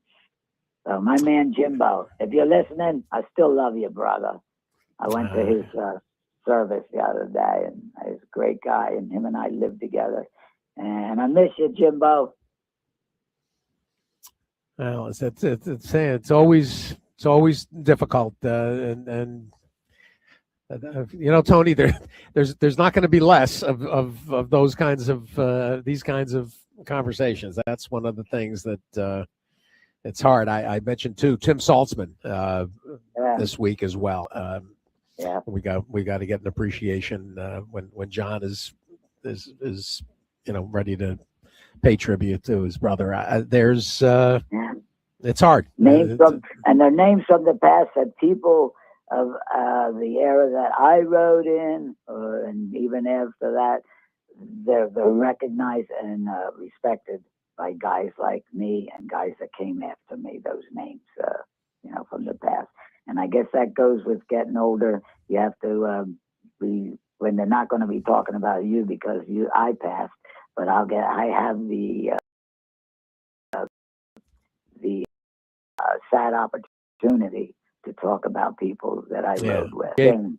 I appreciate you're one of the people. Hammy Smith was on the list to reach out to, and Barkley Tag, and there's a lot of friends, and actually Aaron Yagoda sent me he says he wants me to get a hold of Glenn Lane. He said Glenn will have 1 million. He's got 1 million King stories. So we'll next week when things get a little quieter, we'll probably get a couple more in. Tony, I appreciate it. Thanks so much. I appreciate all you do for racing, and keep up the good work. And thank you for what you do, Steve. Take care. Have a great day. Thanks, Tony. Tony Black, everybody, the one and only. Callie Francois is standing by. And Callie, did you ride? Did King ever put you on a mount or two? Listen, those in Maryland, we all have a King story. I did get to ride one for him, but it was at the time where Avon was kind of really running the show when I came onto the scene. But that's not to say I didn't have my King interactions. I had plenty of them. And my first real significant memory I have of King was we were at a Year at the End Awards, and this was when Gabby was still here. And I was sitting with Gabby Lacey. I was sitting with the Gaudettes. And I remember I was getting on a bit of a streak, and I remember King just being very, very supportive and being like, hey, you need to capitalize on it. So that was my first impression of King. And we have just been bumping into each other over the years, pretty much at least on a bi-monthly basis, if not every, weekday or week or race day. Because he always came to the races. He only stopped coming to the races probably about early January, maybe a third into the January. So I would occasionally run into him all the time, and I know he always wanted to get lunch, and we never got around to it. But he was just this. He had this effervescence about him that just kind of drew you to him, and he was one of those really good souls. And I mean, the way he was reflected in the numbers that he gave us in the history. I mean, good luck to anybody who's going after King's numbers, because best of luck to you. But one of the best to go down. Yeah, you mentioned Avon. Avon Thorpe was his assistant the last 30 years. Yeah, at least, and was.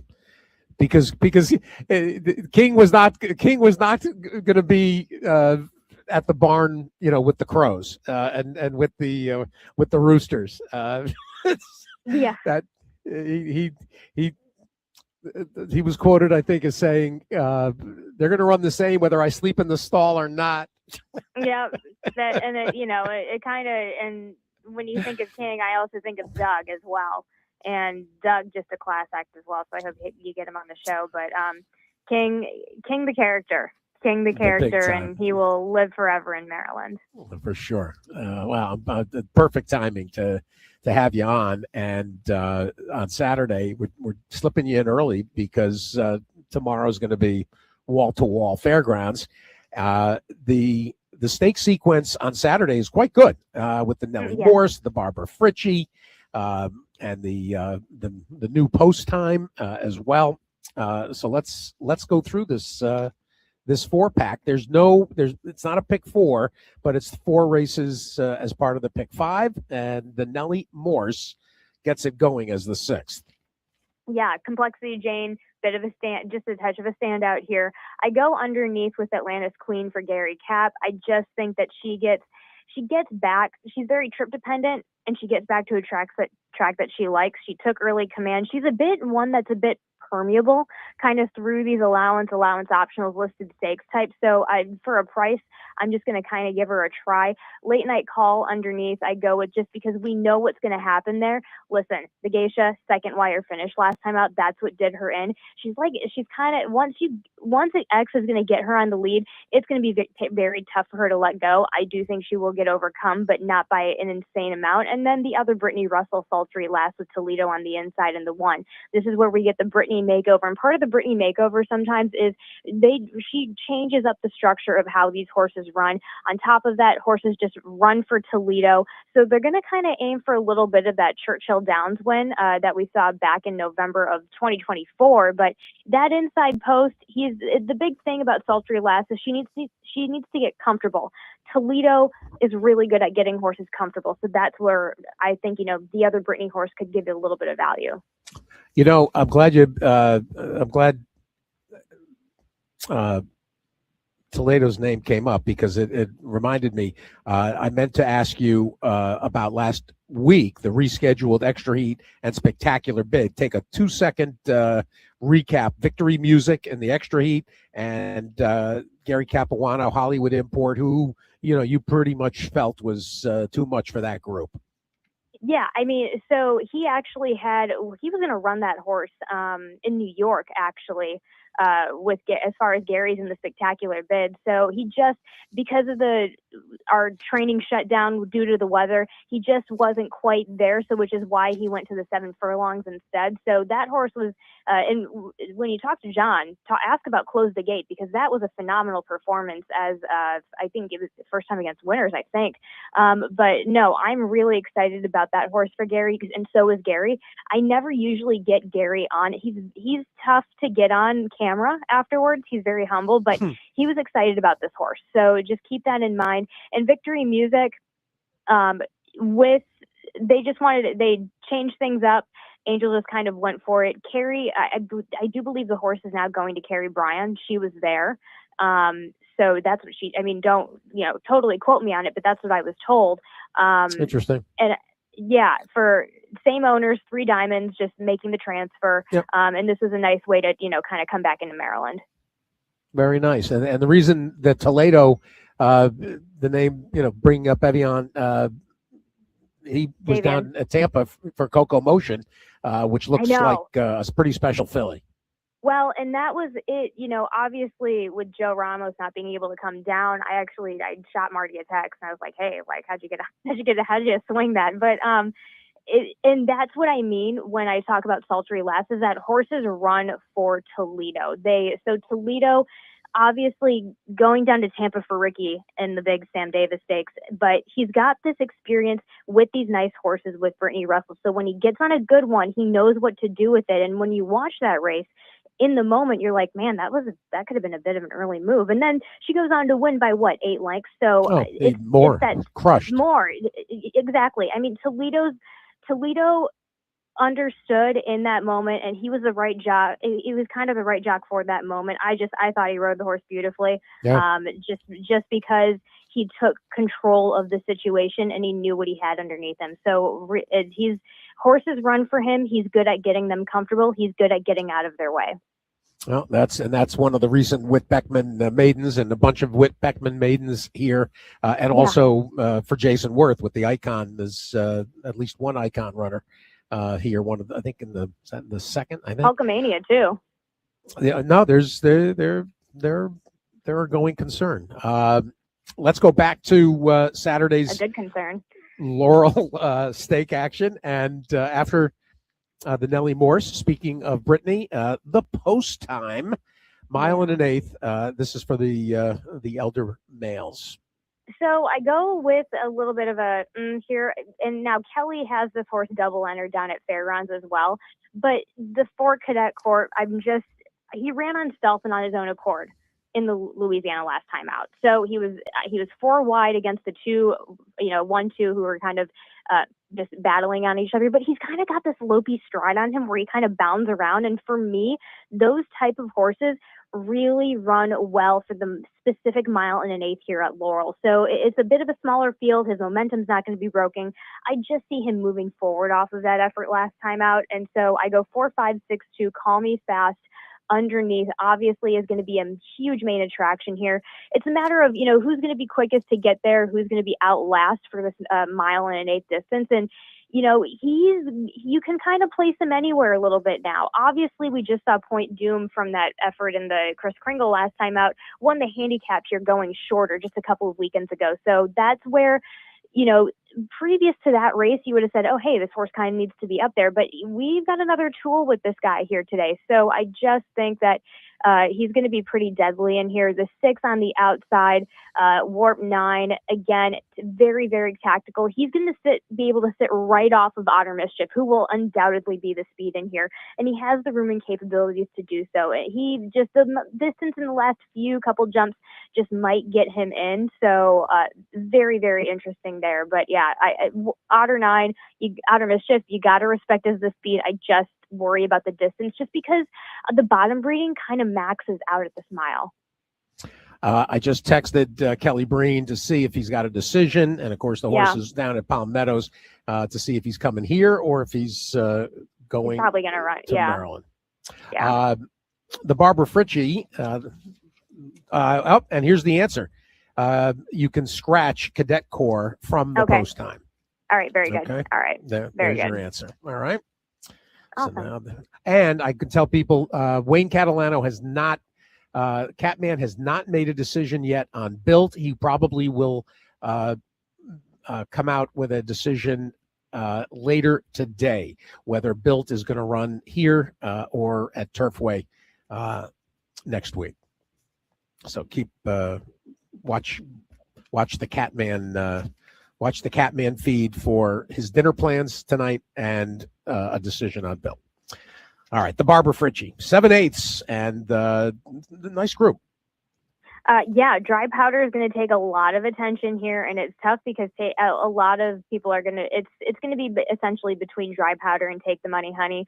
Dry Powder is up here. She just gate schooled this morning. I didn't get a look at my own eyes on her, but she's acclimated very well.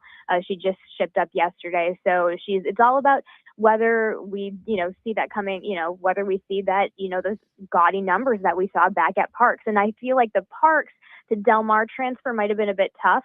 So obviously everything's going to just translate so much easier here to Laurel. She's comfortable on that inside post. They're going to get aggressive with her. She's going to obviously be able to handle that. Take the Money, Honey underneath for Michael Moore. I just remember being kind of slightly taken aback in the geisha because we saw a new facet of her in the Politely. So what I love is that she now has tools at this kind of distance where, especially for the 7 furlongs, you can kind of just have her sit anywhere and she's going to be fine with it. So she's going to get gutsy. If you want to go against the favorite, who will likely be Dry Powder, I'm going with Take the Money, Honey, just to kind of go against the favorite. Passage East, that's raw talent stepping up here. I don't have too much of an answer for, hey, how is this one going to compare? I think I see her as a solid third. I think it's going to take her a couple of tries to be solid at this kind of caliber, but I could have just talked her right into the winner's circle. And then on command for Amelia Green and Javian Toledo. It's all in the break for this one in the current timeline in her career. Listen, we can't go off of turf efforts, but Hollywood Walk in the licensee, as well as Time to Dazzle, who ended up winning the Grade 2 Franklin. She came back early. So On Command came back early December. This is the most amount of work she's ever had off in a layoff leading up into a run. That's where the 7 furlongs makes sense for her because they were thinking about the mile. They did have her entered in the Della Rose before they scratched her. So again, and here's where the shoot is going to give Toledo the room to get up to where she needs to be without having to add that extra pressure. So it's for one that's coming off the layoff into Stakes Company, I think fits very well and deserves a little bit of respect. Nice. Yeah. The last of the stakes sequence is the General George and the elder males going that 7/8 and Ned Allard is where I always start these conversations. Exactly, and so do I. He's just coming back for his title. To me, he what I love about Quince Brew, he's the biggest threat because he's the type of horse that makes races for himself, and he puts himself in good spot situations without having the rider need to do too much at this point in his career. He's just so mentally honed. But the other big thing is that we saw a whole new facet of him in that effort last time out while chasing down for it. Again, newfound skill. He's only going to continue to develop that in these races. Heavy speed to the outside is something that he knows well before and he'll overcome. I think it's going to be just a touch, more of a battle to the wire, but not by much. But that's where obviously the conversation kind of begins and ends there a little bit. So I go with Point Doom underneath as well. Blue Kingdom, Slam Notion. I think Slam Notion just might need a race, but I'm tempted to kind of put him a little bit more up there. When it comes to Point Doom, listen, this is essentially, we know the General George is essentially going to be a little bit of a pseudo matchup in the sense of these horses coming down from these longer distances. So that's when Point Doom can kind of put a little bit of speed twist on it. He's got the jump as far as gate speed goes on anybody in the sense of getting there and cruising to that, kind of first spot in the first half of the race. Toledo isn't going to be as aggressive with Slam Notion. Now, Slam Notion off the layoff, I thought he was zippy. Toledo did not expect, I could just read Toledo's body language. He did not expect to be up in front in that effort last time out in the Howard and Sandra Bender Memorial. So they're not going to be as aggressive. Point Doom is going to be able to kind of fill that spot. Angel fits perfectly for that. Also wanted to include Patinga's Twin just because that's Sheldon's seal of what this horse needs right now is going to fit very, very well. He's the kind of horse where Sheldon's not going to rush this horse out of the gate, and that's where the 7 furlongs kind of helps him out a bit. Nice stake sequence. The Saturday at Laurel, and this is. I know that the attention's going to be here, but this is a nice sequence, and good. There's been a nice series of good racing, Callie. Yeah, we've got that low takeout of that 12% of that late value pick 5 for the maiden claiming. We throw 3 in there, the 4, the 6, and the 9. Super Vinny, depending on if he first time on the dirt, the number 2, if he runs anywhere of those numbers, then he wins that race. So just interesting sequence, fun stakes races, and a lot of fun to be had. Callie Francois, everybody, and Callie, I appreciate it. And I appreciate the homage to King as well. Thank you. Yeah, and of course, and Tim Salzman too. Tim, I wrote a couple for Tim. He's Did you really? Good man. Oh my gosh, yeah. He I'm not gonna say he's my favorite Salzman, because I do like John. I'm cheering for John, but Tim was good. Thank you for that. I'm glad. Thank you for doing that. Callie Francois and Thanks, the action at Laurel. Thanks. Talk soon. Talk soon. Dave Hill is going to join us in a little bit. Then we got Crafty as well. And I want to get Duke Matisse in. And Duke is with us. There he is. Duke, good morning. Hey, Steve, what's going on? I want to catch up with you as you continue to offer up any number of insights, and been doing these streams. How'd the Pegasus Day go? Pegasus went very well. Was a pretty good success. We had quite a few people join us for that one. The card was tough, as you knew. That card was really brutal, but squirrely. Yeah, but we did okay there. I'm doing what I call a strategy session on the fairgrounds card on Saturday. So nice. It's mainly for my VIP guys. I got about 25 or 30 of them that have been with me pretty much the whole time, and I'm doing it for them. I want them to interact and ask me whatever they want to ask, and go over some races with them and some strategies on betting and that kind of thing. And it's something I want to give to them for being such good customers. And people can join it if they want. You could buy you could become a VIP anytime, obviously, but you can buy it weekly, monthly, and that would get you into the strategy session if you do it tomorrow. It's tomorrow? Or before Saturday. It's tomorrow. The strategy session is tomorrow afternoon at dukespicks.com. So, and that's DUKESPICKS. I know know there's another guy out there with a similar site. So there's only one Duke's Picks. There's only That's one right. Duke. How can there be There's only two? How can there be more? What you know? Frank McGoey was with us here, and you know Frank. oh, of course. And Patrick. We kind of drew a conclusion, Duke, and I don't know. I mean, have you done most of your work for Saturday? Yeah, I have. We kind of drew the kind of conclusion. The stakes look pretty formful, and the place to go to town is the maiden races, and there's that nice allowance, right in the middle of the card. Do you get that same feel? I do. It seems like the same horses might win right back. In all those stakes, it's kind of weird.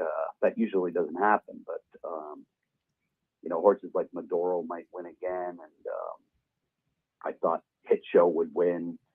I wasn't really interested in that other turf race, the Capuna race, and Bella Ballerina looks tough to beat, And then you come to the Rhythm Star, and I think Paladin's got to be the horse to beat, winning the Remsen, and the Remsen's been pretty productive with Renegade winning the Sam Davis. Chip Honcho interests me a little bit in there because he had a wide trip last time. I thought maybe they might sit a little bit more with the blinkers off, and he interests me a little bit. But it's a good card. It's just I think might be a lot of favorites in the stakes. Yeah, like you said, there's some really good maiden races. There might be some future stars on that card. I would imagine. Yeah. Frank had some opinions on that. He's in charge of that. I'm not in charge of watching all those workouts for all those things. But there are. Although you did, you've said that's been, we were talking about how your approach to the game has changed. In addition, your figures are where you start, but you've said that you've really incorporated and tried to incorporate more workout watching into your arsenal, and it's something that most of us our age, anybody, let's say, frankly, 50 or older, we didn't, it's only in the last decade or so that they've become so readily available. Yeah, it's the way these guys train.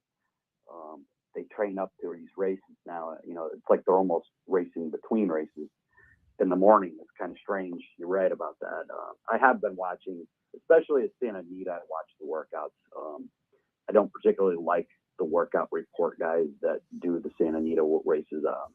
I think they've, I don't know what they've done, but it just seems like they're not as sharp as they used to be. So I do watch my own workouts in California, and they let them roll in California too. I mean, in the mornings, you can tell when a horse is working well or not. That's the good part about that part.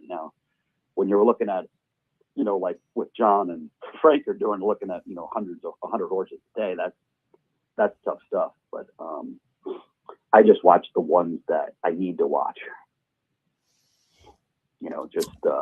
just for that day. I always go back and look at the workouts for that day, the horses that are running. I'm not doing a full blown workout report type thing, but I'm definitely putting it into my handicapping, and it is very, very important. Duke's Picks, DUKESPICKS, DukesPicks.com, and Duke. Once, if people can't sit in to the actual stream, they can listen to it separately, right? They can pull it up. So this one in particular is sort of like a Zoom meeting, right? So okay, we're all going to be on there. We're all going to be. So this is a live only opportunity. Yeah, this one's not. Okay. This is not something that you'll watch later. This is okay.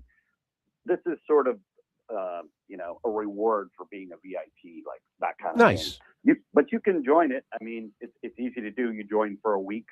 It's like $97 a week. That will entitle that gets you all my picks for all the tracks I do for that whole week. So it gets you all the insights. Like I've been talking about the New York inside speed bias they've had there for about a week now. Was talking a lot about that on my site to the VIPs for them to take notes and note the horses that have been with the track and against the track, and that kind of thing, because we don't get biases like that very often anymore. So I think that's super important. There's a lot of things that I give these guys that it's not just picks, it's insights, it's ticket design, it's things like that, and hopefully people, I know my VIPs are enjoying it because they're sticking with me. So you have your really good days, you have some bad days. Like yesterday was not so good at Aqueduct. The results were kind of all over the damn place. So as you know. Yes, double carryover today though. Duke, great to touch base, and as the Derby Trail picks up, and big weekends one after the other start to flow. Fountain of Youth Day, Tampa Bay Derby Day, etc., and then we're all going to convene in Vegas 4 weeks from now. Well, hopefully, I'm not in that tournament. So no, that you'll be in. There's no way they can't run it if you're not there. I think they will. No, I don't think so. They're going to call it off. Believe me. All right. All right, Duke. All right. Thanks, Steve. Have a good one. I'll talk soon. We'll see you soon. Duke's picks, and tomorrow a live Q&A going over this fairgrounds card. Dave Hill is joining us, and this is it. This is the put a bow on the NFL season conversation, and Dave is going to regale us with a tale of how he did better on the halftime show than at any point in the actual playing of the game. Dave, good morning. Good morning, Steve. How are you? I'm great. Coming to you from New Orleans. That sounds nicer than where we are up here. It's still, I hated coming back from Costa Rica. There's like went from a balmy 78 to, exactly. to back into the snow that will never melt. That's the way it felt. And I told Tina last night, I got here, I was delayed, but I'm walking around, I'm just wearing a dress shirt, and I was like hot. It was 75 degrees, but it felt like it was 100 because it's been so Costa Rica as part of that trip. So I wasn't sure if you had wrapped up and blown out. Yeah, I got out of there Monday morning. I was early Monday morning. I was heading back here, so I had to make it. I actually had to make it back to New York in time to meet the kids at the bus stop. That's how close I was cutting it. That's great. That boy, talk about a shock to the system. Dave, I was talking to Andy the other day, and he was kind of just marveling at the teeth gnashing, hand wringing, and the carrying on over the halftime show. And I said to him, maybe in part, not that the halftime show wasn't going to generate tons of conversation and controversy, which the NFL knew, but if the game had not been so dreadful, if there was anything to talk about that game, it may have muted some of the halftime show carrying on. That's true for casual fans.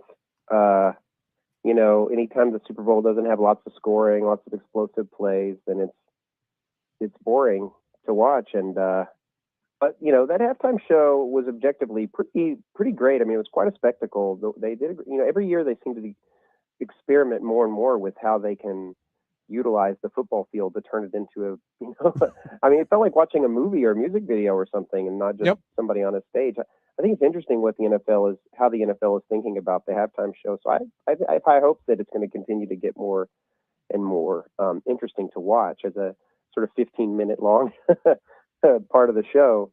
They may lengthen that too. Who knows? But yeah, the game was not great for casual fans who want to see lots of touchdowns. It was a bonanza for sharp bettors who like to bet unders. For sure. Well, but there was a threat to the under.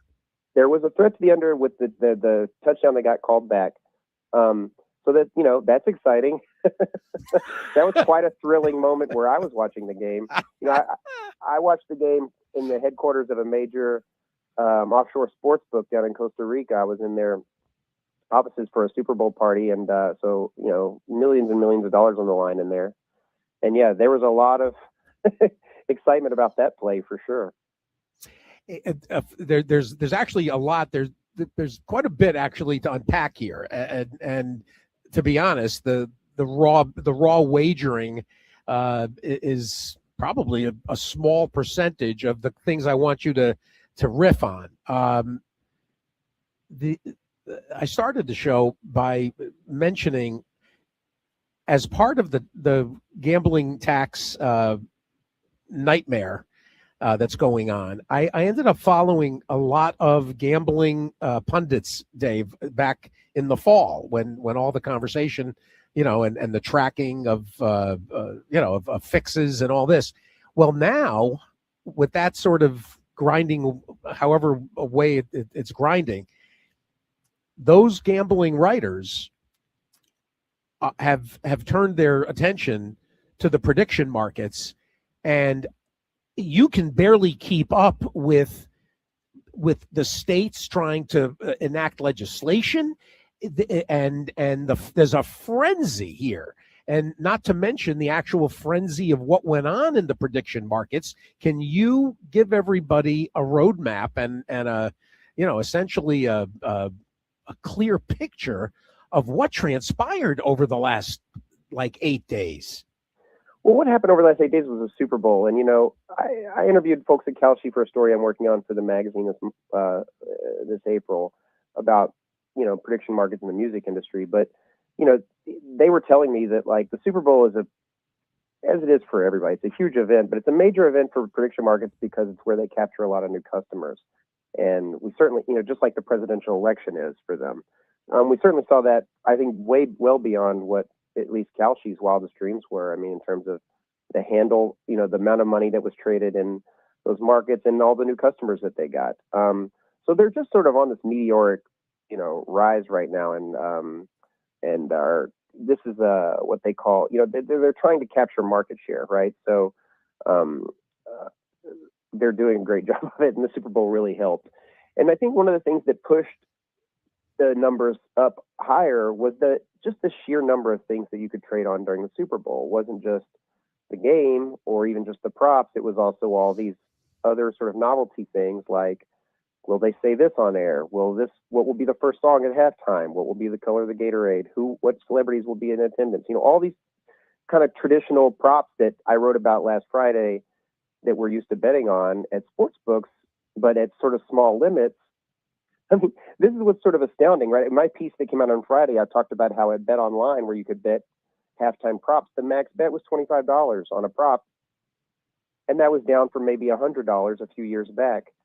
In the market over whether or not Mark Wahlberg would be at the game, there was $25 million traded. I mean, you could, you could get just unlimited money on some of this stuff. I mean, there was over $110 million traded just in the first song market on what would be the first song. And what's even more astounding about that is that the information had leaked as early as, Saturday.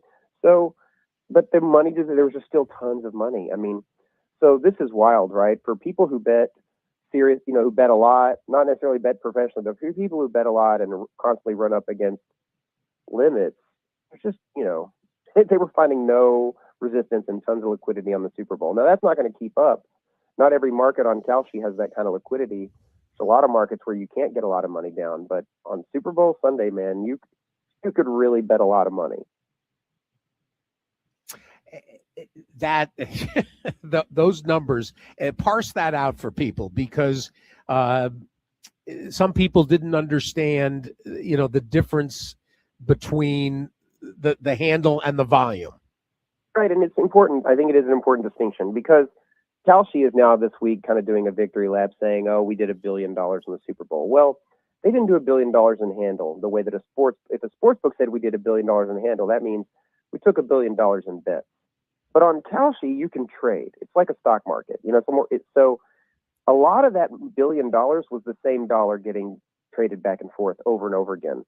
I had a friend who was swing trading the game where he was betting on the Cardi B market, and he was buying shares of Cardi B at 45 cents and selling them at 55 cents.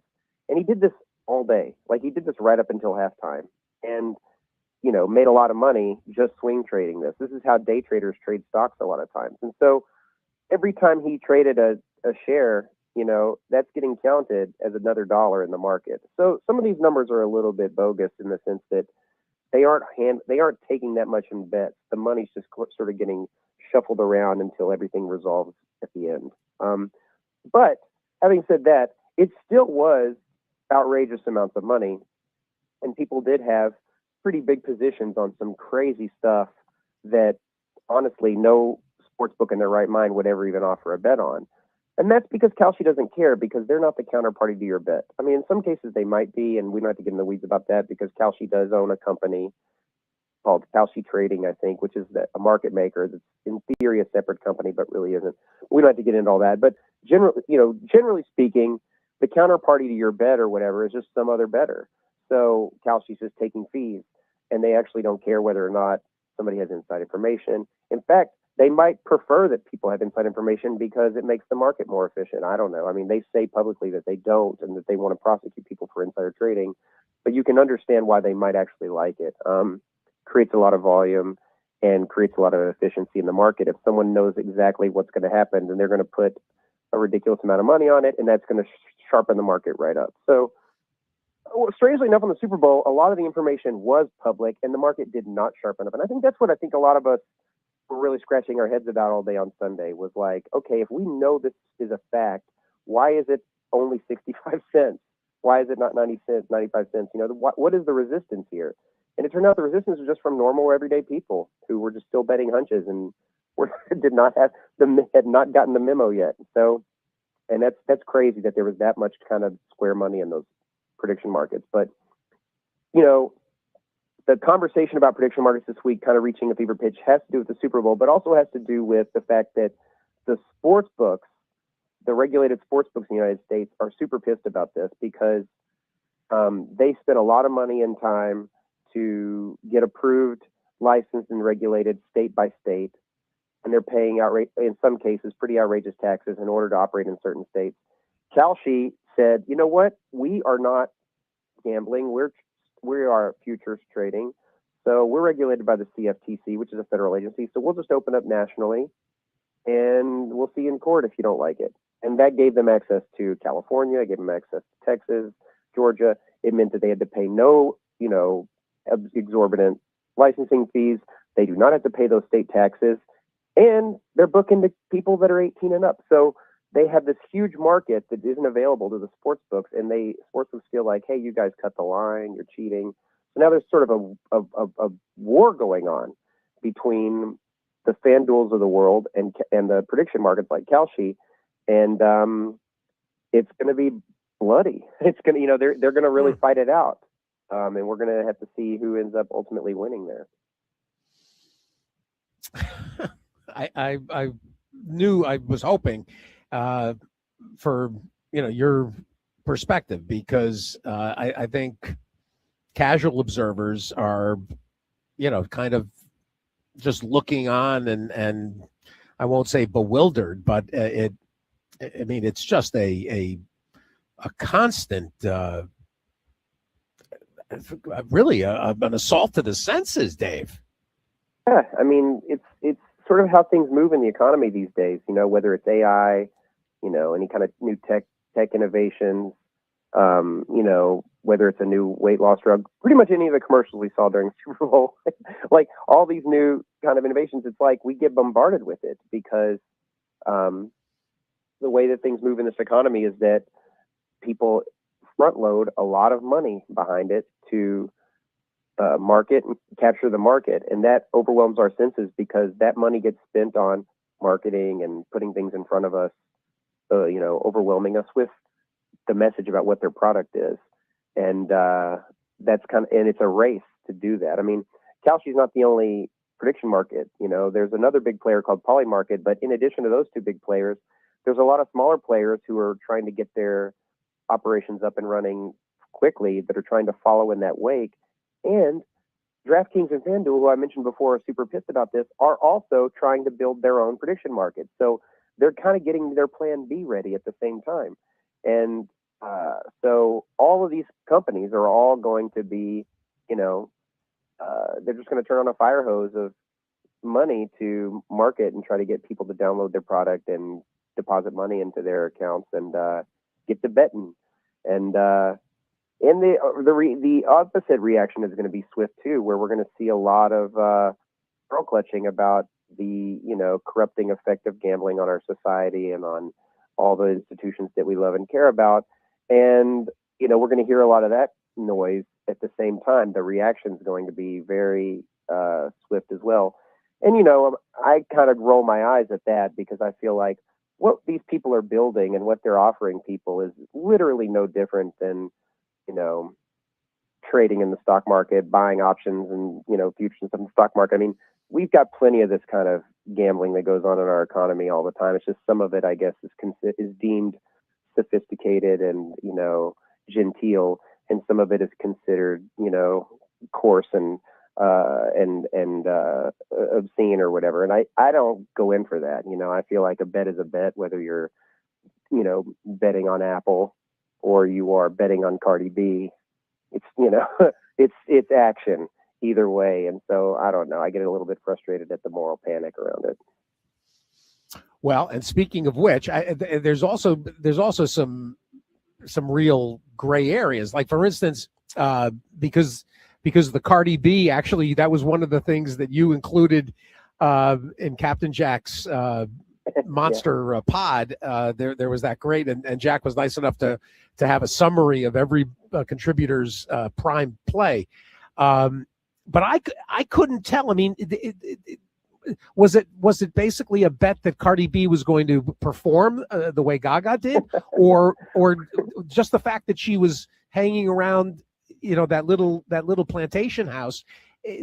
Was that enough to qualify as being in the halftime show? The Cardi B saga is a great cautionary tale about prediction markets. Exactly. Because every prediction market that you invest your money into has a set of rules, and you need to know what those rules are before, and the rules are how the market will settle, and you need to read those and understand them. And it's not just Cardi B. There's a lot of markets like this. I've seen this happen in government shutdown markets. I've seen this happen in mention markets. There's a lot of markets where it's a little bit, things could get a little ambiguous, and you got to make sure the rules address the ambiguities in a way that you feel comfortable putting your money down. So the Cardi B market, there was a market available pretty much everywhere on who would perform at the halftime show with Bad Bunny. Because, these guys always have cameos and surprise appearances and things like that. And, there were a lot of names in these markets, but it had leaked out. I mean, the information had leaked on Saturday that, after the rehearsals earlier in the week. I think on the rehearsal was Thursday. People who had spies at the rehearsals bet a lot of money on Friday. You could basically follow the market and see where the inside info was. But by Saturday, everybody knew that it was going to be Lady Gaga and Ricky Martin, which is who it was. And those two performers shot up and were trading in like 80 cents while everybody else was pretty low. But the Cardi B market, strangely enough, stayed around 50-50. And part of me thought, the reason there's so much money still on Cardi B, even though everything is leaked, is because a lot of the public believe, because Bad Bunny's first song that really introduced him to the American public was a feature he did on a Cardi B song. And people thought, well, Cardi B's in the game. Her boyfriend is playing in the game. It would be perfect. It made perfect sense that they would do the song on stage. And so I went on Captain Jack's show. Now, I had the information that she wasn't going to perform, but I went on Captain Jack's show and said, this is a good bet. They did this song at the Super Bowl in 2020. They're not going to do it again. So that was kind of my argument about why I thought she was a no. But the real reason I bet no is because she wasn't part of the information that was circulating as being part of the show. Well, there was another betting group out there, a big syndicate, who had a spy at the show, at the rehearsal, who reported back to them Cardi B was in the show. So they had a huge position on yes. So you had two or more betting syndicates betting opposite sides betting the same side on every market except for the Cardi B market. And I didn't know that when I went on Captain Jack's show. The only reason I gave out Cardi B on Captain Jack's show was that of all the markets available in the halftime show, she had the best price. And the reason she had the best price was because there was conflicting information on her, which we didn't know at the time. But after I did the show, I started getting messages from other bettors that were saying, "Hey, how confident are you in this? You know, why are you guys giving this out? Like we heard yes." And so I feel kind of like a hero, because if I didn't go on the show and give out Cardi B, maybe all this fact chatter doesn't happen, and maybe they don't figure out, hey, we're all betting against each other in these markets. It also came out that one of Cardi B's friends made a $200,000 bet that she would be performing, and lost. He had like 200K in it, and he lost. He was a rapper. And the reason we all know that he had a bet on was because he was tweeting at Kalshi saying, hey, you know, she was in the show. Here's a picture of her. So that, you know, he kind of outed himself. But here's the thing. Every prediction. So people who are listening to us talk about this maybe don't know this, but Cardi B did not perform in the show. She was in the crowd dancing. She was there and dancing. And there was a brief, like 1 or 2 second shot of her on the screen dancing as the camera panned by her. So I saw this in real time. I was getting text messages because I was invested in Cardi B No. Cardi B No was at 90 cents at that moment. I just immediately traded out and sold it at 90 cents. So I was able to profit off of Cardi B No. In the end, every prediction market that had an offer on this market graded Cardi B as a yes, except for Kalshi. And Kalshi settled the market 25 cents yes, 75 cents no, which is kind of bananas. But if you look at the rules across all the different prediction markets, the rules were different at different markets. Some markets, like Polymarket, said that they'll appear on the screen or whatever. And Kalshi said they will perform. And so there became this big debate about, well, what's a performance? She's dancing. She's lip syncing the song.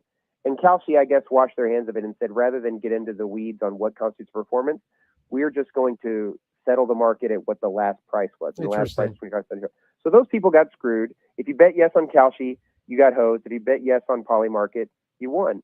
So just completely nuts, and created so much consternation and arguing among people who thought they had the inside info. Well, and you and I broached this a little bit in the leading up toward Super Bowl and in general about in fact, I sent you that piece out of the Atlantic about the dangers that are going to continue and not limited to sports, obviously, toward all the other things that are being offered up on these markets, including there was bombing Iran in the last 48 hours, and the whole thing is, to me, is. Yeah, they just arrested a couple people in Israel. I think I read the story this morning, who they found out were like part of the Israeli military or something, who were betting on Israeli strikes. Yeah. And, so this becomes messed up, where it's like a life or death situation for people and classified information.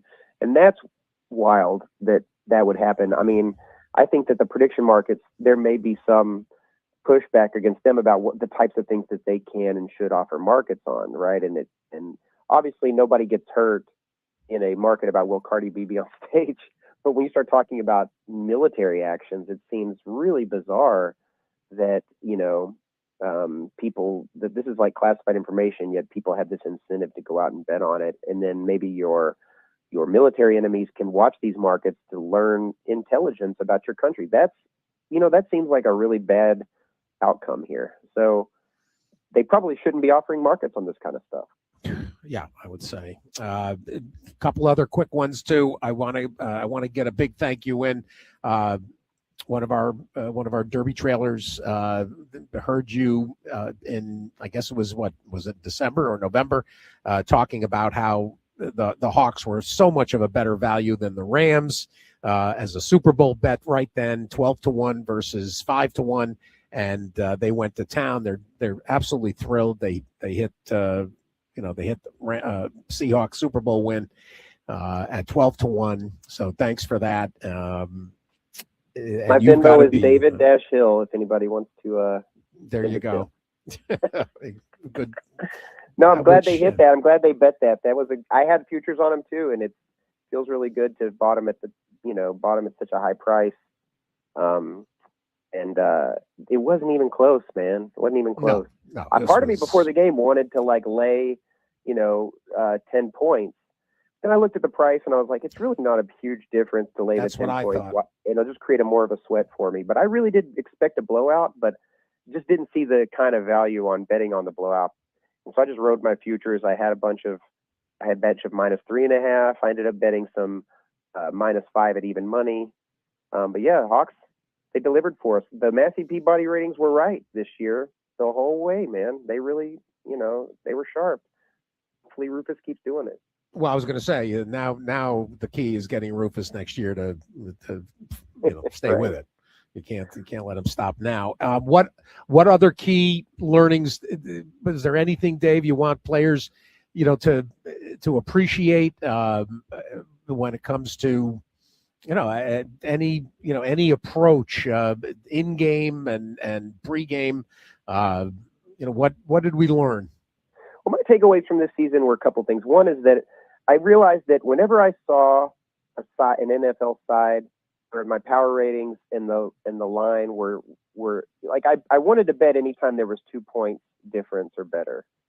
But if there was like 6 points value, that's a red flag. Like, the more off market you are, the more you're showing a difference. You might have missed something. And so I sort of decided that I was going to create this little gap of like 2 to 5 points and not bet anything over that and not bet anything under that, right? And that, I think, kept me out of trouble all season. And I tried not to give anything out on your show that I felt like was on either side of that band. But sometimes you look at it and you say, that's a huge edge. I'm showing these teams should win by 7, and I'm showing they should win by 7 and they're only laying 2. Well, that might be a bad thing. You might have missed something because that's too off market. So I learned that. The other thing I think is teasers are back. I think we made a lot of money on Wongs this year.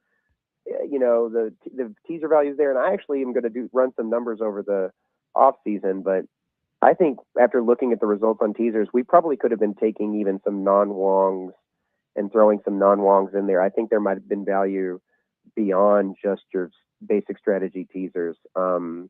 So I'm going to look at that in the off season too. But I do think that that's worth putting some more money and effort behind. I think I did better on teasers this year than I've ever done. So I'm going to check that out in the off season as well. In game, was there anything that came along? I didn't bet a lot in game. I bet some. I would bet props on the primetime games for fun. I bet touchdown bets. Anytime touchdown bets, which generally have too much juice and are not smart bets, but they're a lot of fun to sweat. So I bet on some of those. I do think that I did make some first half and first quarter bets over the course of the season. And I also found a lot of correlated parlays, right? Where typically the over in a game is correlated with the favorite, and the under is correlated with the dog, right? So the lower the score, the more likely the team getting points is going to cover. And the higher the score in a game, total score in a game, the more likely that the favorite is going to cover laying the points. So those things are correlated. And a lot of times you could find good prices on correlated parlays if you utilize the first half numbers or the first quarter numbers. If you try to just bet a straight up full game correlated parlay, you're going to get hosed, maybe not even allowed to bet it. But I found that you could often bet some of these correlated legs by using the derivative markets, the half and quarter markets, instead of just using the full game market. And so I made some money betting some of those this season too.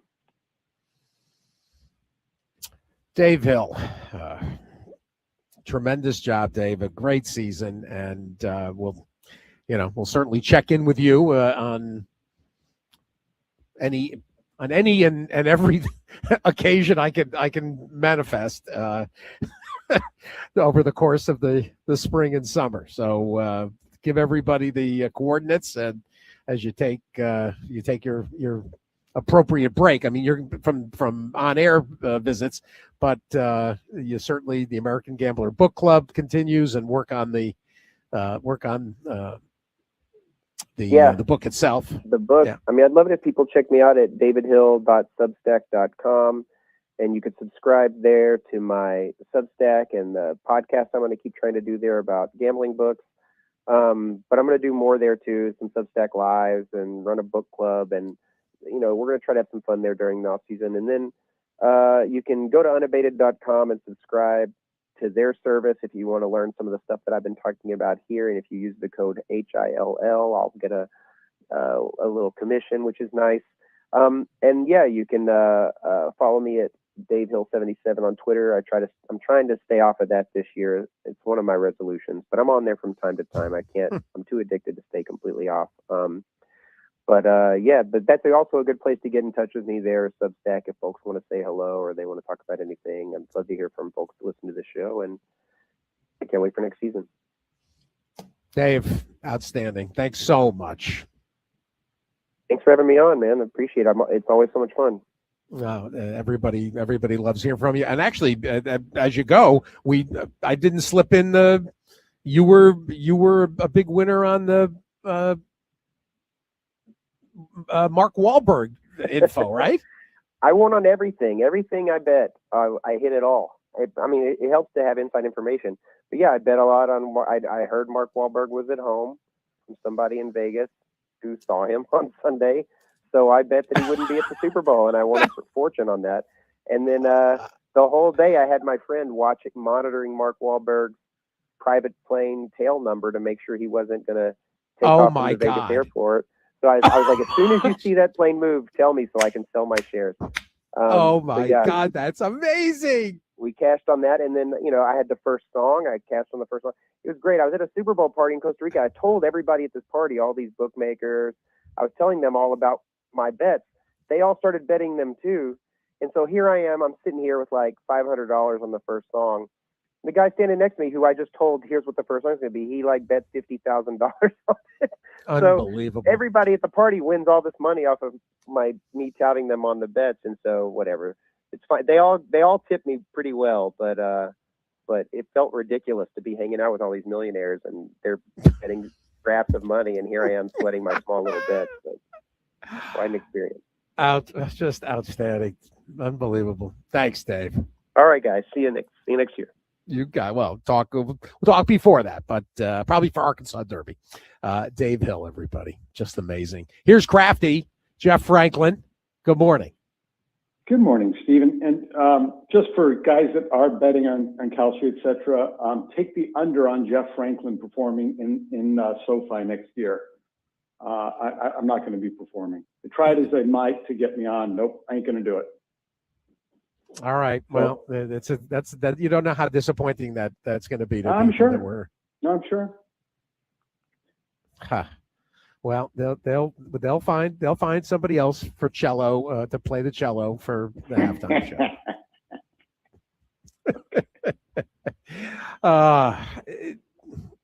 I'm at Fairgrounds and looking forward to Saturday. I didn't dance around. Late pick 3 is what we wanted from Thurgraph on the figure front. Any quick recapping from last week?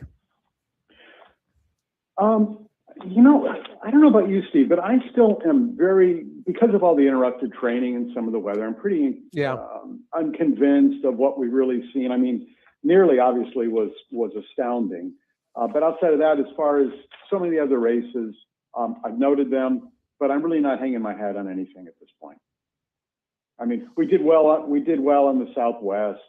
We liked the Cassies and Soldier and Diplomat, and with that try paid like $340, $350 or something. That was nice.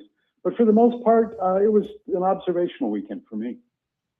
I had a nice score at Oaklawn, and that was I thought we really helped people when it came to the silent tactic. And it's funny, and the Soldier Diplomat, and for me, ended up being the key, because I had talked silent tactic all week, but then when I sat down, I said, this racetrack is playing kindly to speed.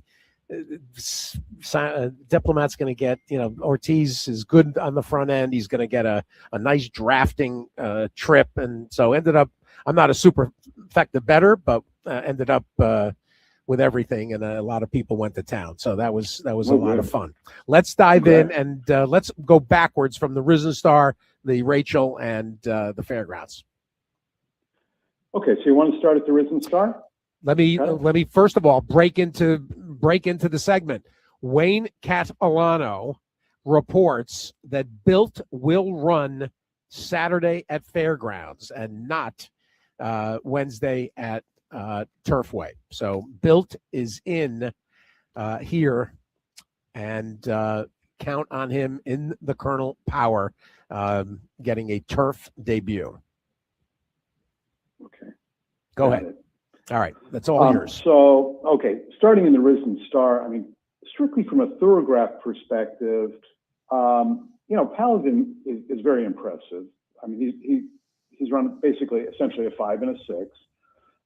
But as we've discussed 1,000 times, it's the past performances, the past speed figures only are indicative of what's to come next. And so there are a couple other horses that would figure to be right on his tail, like Golden Tempo and Courting. I'm really intrigued by Courting because his last taken up 7 is right behind Paladin, and he's got the family of families. He paid $5 million for him. I mean, my gosh, what more could a guy ask for? At 6-1, that would seem to be the most interesting betting opportunity for me. But I'm curious what you have to think. Basically, Frank McGoey and I, everybody, I think, is going to end up acquiescing to Paladin. Considering Courting. I think Chip Honcho. I'm looking at Chip Honcho the same way I looked at Soldier and Diplomat. And then I thought Golden Temple up against it a little bit. But I do think Paladin's the goods. So it starts there, might finish there. Okay. Get to the Rachel. We move on to the Rachel. The Rachel. Well, what are we going to do with Bella Ballerina? I mean, wow, what a running son of a gun. Yeah. And 2-1 is really not my thing. I would tell you, I did something very unusual, Powered by Family, in her last start. Is I made a significant bet on her. I'd watched her maiden race, and she had a lot of trouble, and then was not persevered with from the quarter pole home. That's a really talented filly, and I'm not sure that I have any confidence or enough confidence she can take on Bella Ballerina and prevail. I don't know, at these prices, I probably would put in a shekel or two on her. And the other horse from a thoroughgraph perspective that's respectable is Just Singing, but she's only 7-2, and I'm probably going to make a bunt single bet here, if anything. How about you? Very similar. The two races really have a very similar pair of storylines. Yep. 100%. Yep. So Bella Ballerina and Paladin. Right. But then the Fairground Stakes to me is a different story. For one thing, this is a 1.125 mile race. I think we have so many horses that really are milers kind of stretching out. In fact, I did a little bit of research, and I found that at 1.125 miles, collectively, this field has won 4 races from 21 starts. Very, very interesting. And further, doesn't appear to be a lot of speed. So if I can toss, I'd rather be blessed last race. You might have a lone F scenario. Mm-hmm. And 12-1, I'm really intrigued by that. And I mean, with all due respect, with horses like a Brilliant Birdie, et cetera, $2 million earner, they have very, very, between Brilliant Birdie and Lagunos, we're talking about horses that run 0s and 2s on the turf. You better pull up your jeans when you want to bet against them. But again, the theory is that 1.125 miles might be just a little bit beyond their preferred distance. So my major horse in the race is I'd rather be blessed, and I'm also very interested in Michael Stidham's horse Mondadori. Wow, he went really impressively last time over there. Right? You just echoed exactly. I mean, you duplicated what Frank McGoey had to say an hour ago. Oh, really? Okay, yeah. There you go. Well done. Okay. There it is, folks. That's all I have to say. Two by one by one. A $50. How about if you got 100 to spend, so, what do we got? Yeah. A 6-8 with 3 6-8 with 3 with 4. All right, $50 pick 3. Crafty, talk next week. I appreciate it. Thanks, Steve. Take care. Bye-bye. Jeff Franklin, everybody. Crafty JF. We got a lot in. We got caught up a little bit. Thanks to Crafty, to Dave Hill, Callie Francois, Duke Batiste, Tony Black, Frank McGoey, Dave Grenning, and Dick Powell. Big Twin Spires weekend preview. Talk then. At